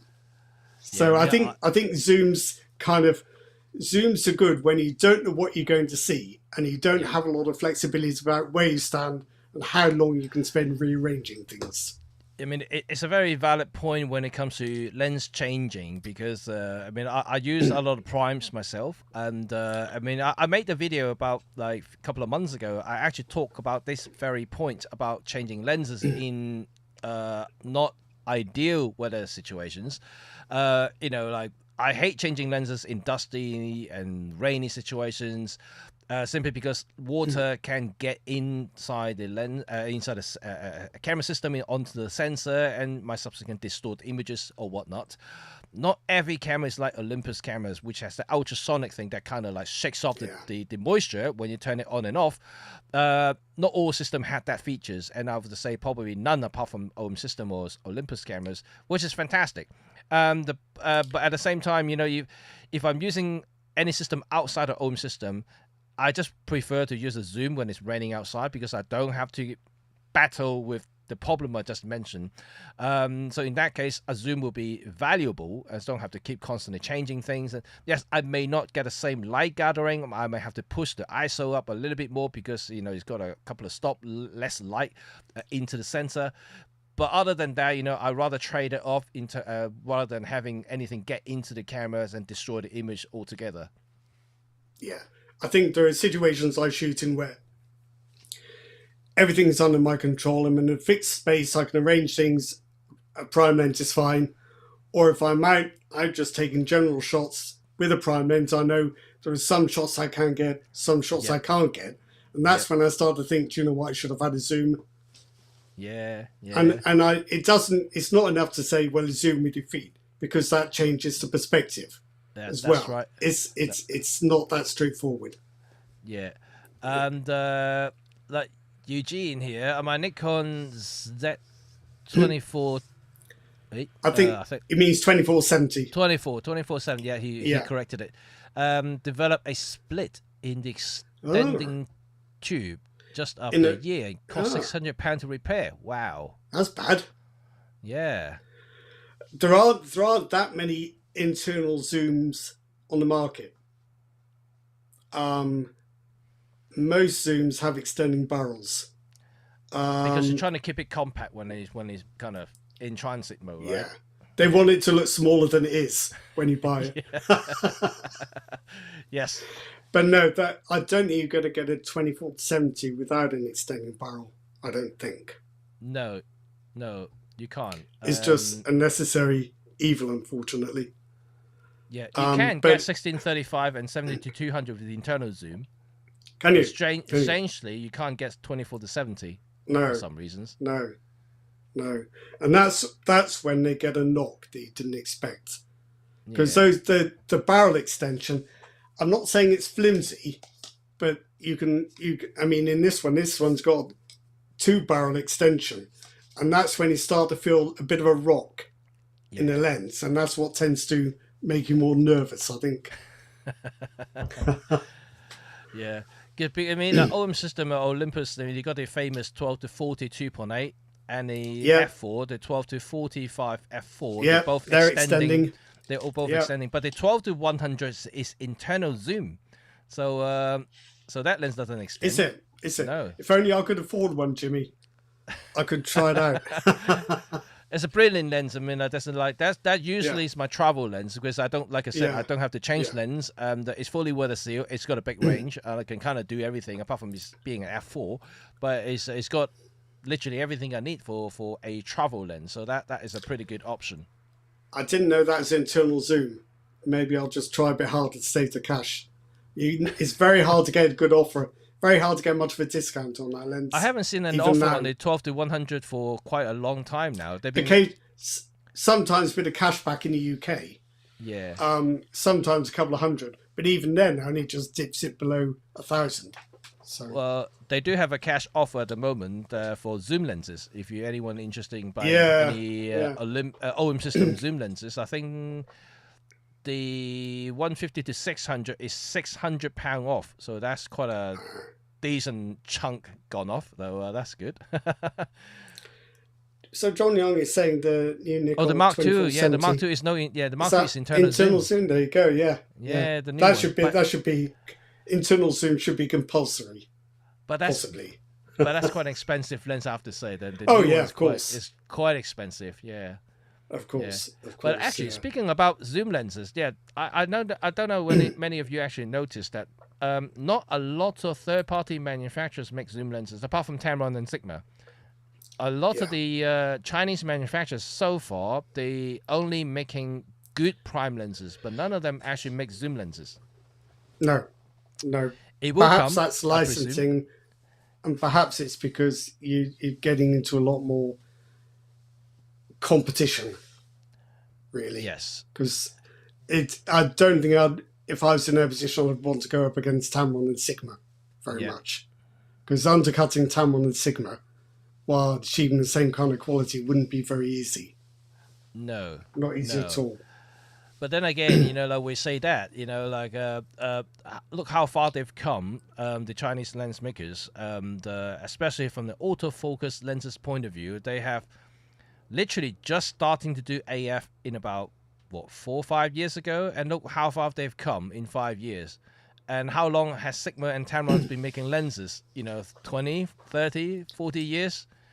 Well, maybe you'll switch. Maybe Tamron or Sigma will start doing cheap, unbranded versions and selling them to Chinese makers. Perhaps, Who knows? Perhaps, Who knows? Yeah, maybe TT Artisan 7 Artisan would do that. Yeah, they are Sigma lenses. They would just sell it cheap. I haven't got with me any lenses I regret because, as is usually the case with these things, you get rid of things you don't like, don't you? I Yeah. have got one annoyance I've got two with this Canon RF24 Oh, yes. f1.8, which is mostly a very good lens. Right. But complaint number one is these Canon mid-range primes have quite noisy AF by today's standards, Right. especially when you get close. Yep. But that's not my main irritation. These lenses, Yep. when you switch a camera on, the barrel comes out about 1.5 millimeters or 2 millimeters. Yep. What's Yep. all that about? And when you switch a camera off, it has to think about it for a minute and suck them back in. It's a prime lens. What's going on? What's the matter with them? Just for the sake of a couple of millimeters. I don't get it. Don't get it. Actually, I do have one lens that I very much regret buying. Oh yeah. Let me see Excellent. if I can get this one. Right. I bought this lens for my ZFC when it first came out, and then and this lens was announced after the ZFC, so it's a pretty recent lens. But I have regret every single day since I bought it. I haven't sold it yet. It's still here. I've used it maybe 2 times. It's still like brand new. There you go. So this is the Nikkor DX, so it's an APS-C lens, 12 to 28, 3.5 to 5.6 PZ. So it's power zoom lens. Yeah. It should be good, shouldn't it? I don't know. I never liked it. Maybe not so much about the lens. It's probably the camera. And because Okay. the ZFC doesn't have any sort of image stabilization, so no That's IBIS right. in the Yeah, camera. Yeah. This lens has VR, so like I thought that Yeah. I have this lens, I could use it for some handheld shot, slow shutter speed handheld shot, maybe a little bit of videoing because it's got VR. But I was totally disappointed because the VR just not efficient or effective enough for the stuff that I was hoping to do. Yeah, it just, I don't know. It may not be the lens fault. It may just be that I was expecting a little bit too much from the lens. I thought that it would compensate a lot of the things that the ZFC doesn't have. But it turned out that no, it's just not sufficient whatsoever. Maybe I'm just so used to like this stabilization coming from MFT, the Micro Four Third cameras. I thought something would just give me a little bit more stable platform to do something, but no. And if I can't get the VR to work properly, and I'm getting a very slow 3.5 to 5.6 zoom lens. There is a huge variation in lens IS performance. Yeah. I get it with my Canon primes, which are just not very good at all. Canon says 5 stops. I reckon you're lucky to get 1. But by contrast, I've got this cheap Canon 24 to 105 STM lens. Yep. With the best in-lens IS I've ever encountered. It is staggeringly good. It's on a par with Olympus OM Ibis. Really? It's uncanny. Wow. But that is rare for lens stabilization to be that good. But okay. Interesting to know. But anyone wants to get this lens off me, you're very welcome to buy it off me. It's brand new, literally. I've used it, like I said, 2 times. You're fine. Keep it. You might need it again for another chat, just to show people. Just to show people. The lens that I hate the most. No, not really. I don't think it's the lens fault, I have to say. You know, it's probably just think that it's just not performing to the level that I was expecting. Full stop. I think I've on several occasions I've had the Canon RF 24 to 105 f4L lens. Oh yes. With a camera for review. That I found to be generally disappointing. I think the IS is okay, but that's all. And I think the optical performance is average. No, the mirrorless. The RF. The RF. Yeah. Right. Okay. It's all right, but I think if I'd paid £1,000 or $1,000 for that, I'd be a bit. It's not quite as good as I thought it'd be. Because the EF version was pretty known, but also I know that for a fact that it wasn't optically all that either. But yeah, so but maybe at the that's time, just what I'm seeing. Yeah, but at the time the DSLR don't have any stabilization whatsoever, so you know the IS on the lens was practically the only stabilization you are gonna get. Lifesaver. Yeah. The other one just happens to be another Canon. Sorry, the APS-C 18 to 135. Oh yeah, I know that lens. DSLR lens. Yeah. Horrible. Anything past mid-range focal length, it just turned to mush. Maybe I'm just too sensitive to this performance drop. I thought that was an awful lens. You're not supposed to use that past that range. No, but it's like my Fujinon lenses. Yeah. My 16 to 80 would have been great if I'd used it as an 18 to 60. Yeah.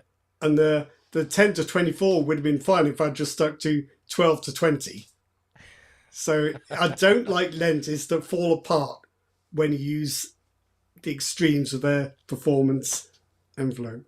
But yeah, those two Fujinon lenses, those were lenses I regret.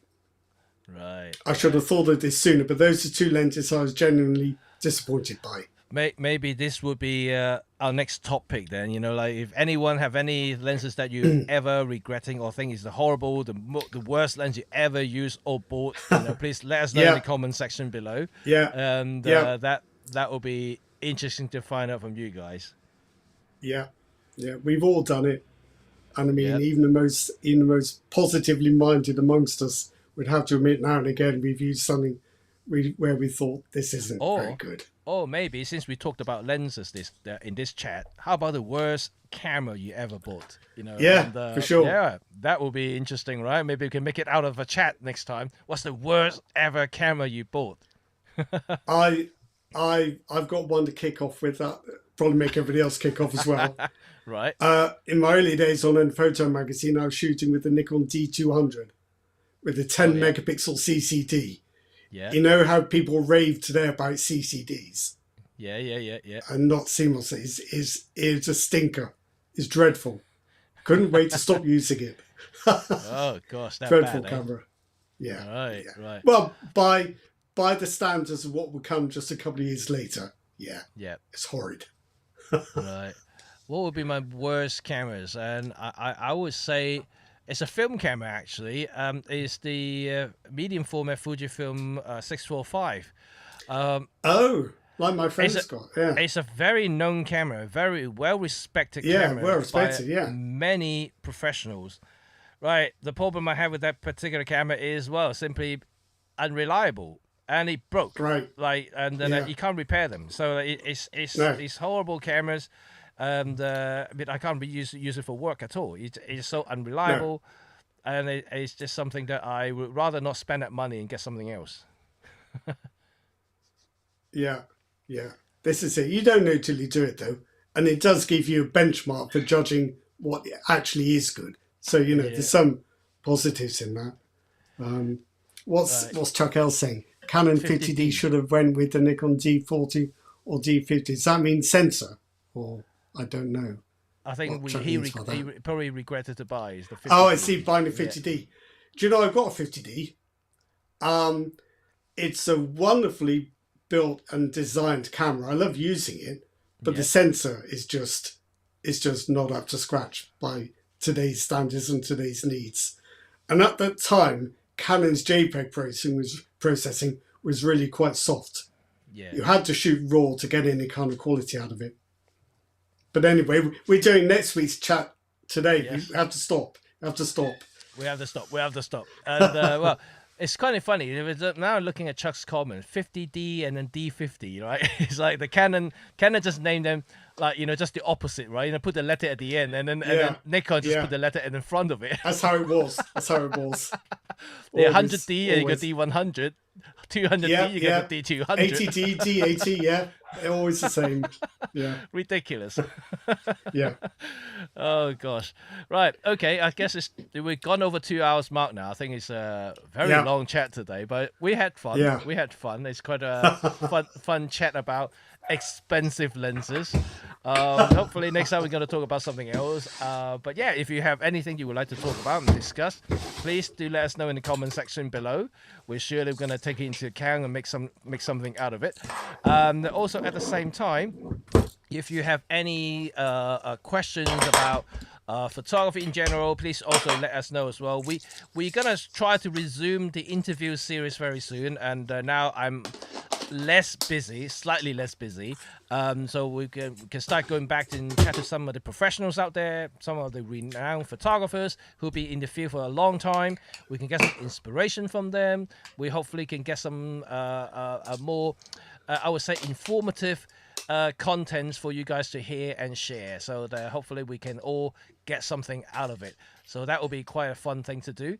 Right, one last comment before we end today's chat is from Eugene. The Panasonic GX6 for its streaking sensor in low light, and Panasonic abandoning it firmware wise.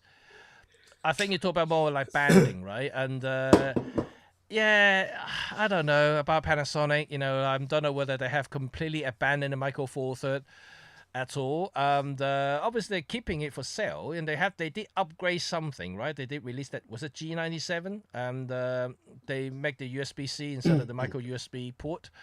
I don't know. That's the answers. I think Wilma makes a very good point as well about her worst camera was a Casio. And we're right in the middle of a big YouTube thing in the moment where everyone's raving about these old point-and-shoot cameras.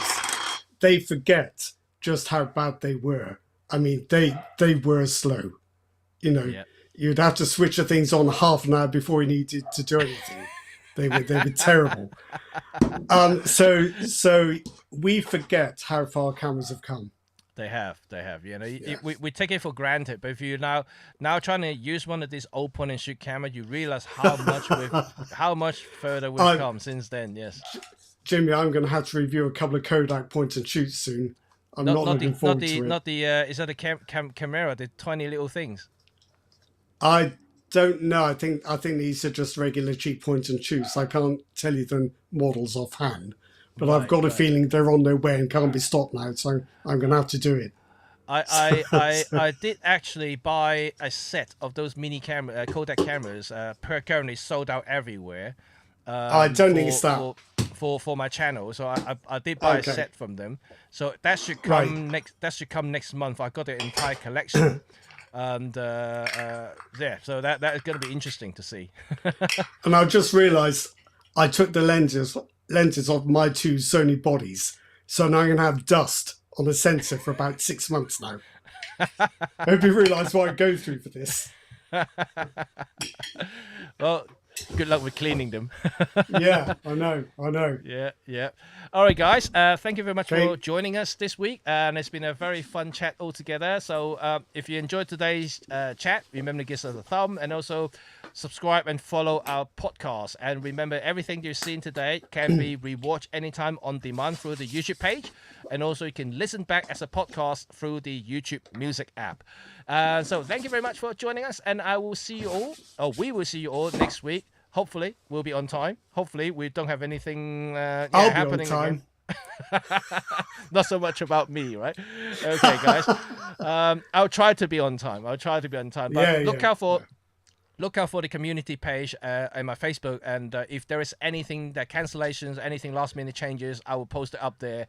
And so you know that it's not happening or change of schedules or something like that. Because at the moment, I suddenly got this random calls every now and then for the past couple of weeks. I just keep getting called out all of a sudden. And being a pro, these are my money to pay the bills, unfortunately. And then I just have to go out and shoot. But I'm having fun and doing that so I'm not complaining. Anyway, so I will see you all very soon. And until next time, I will see you all very soon. Bye for now. Bye, everyone. Cheers.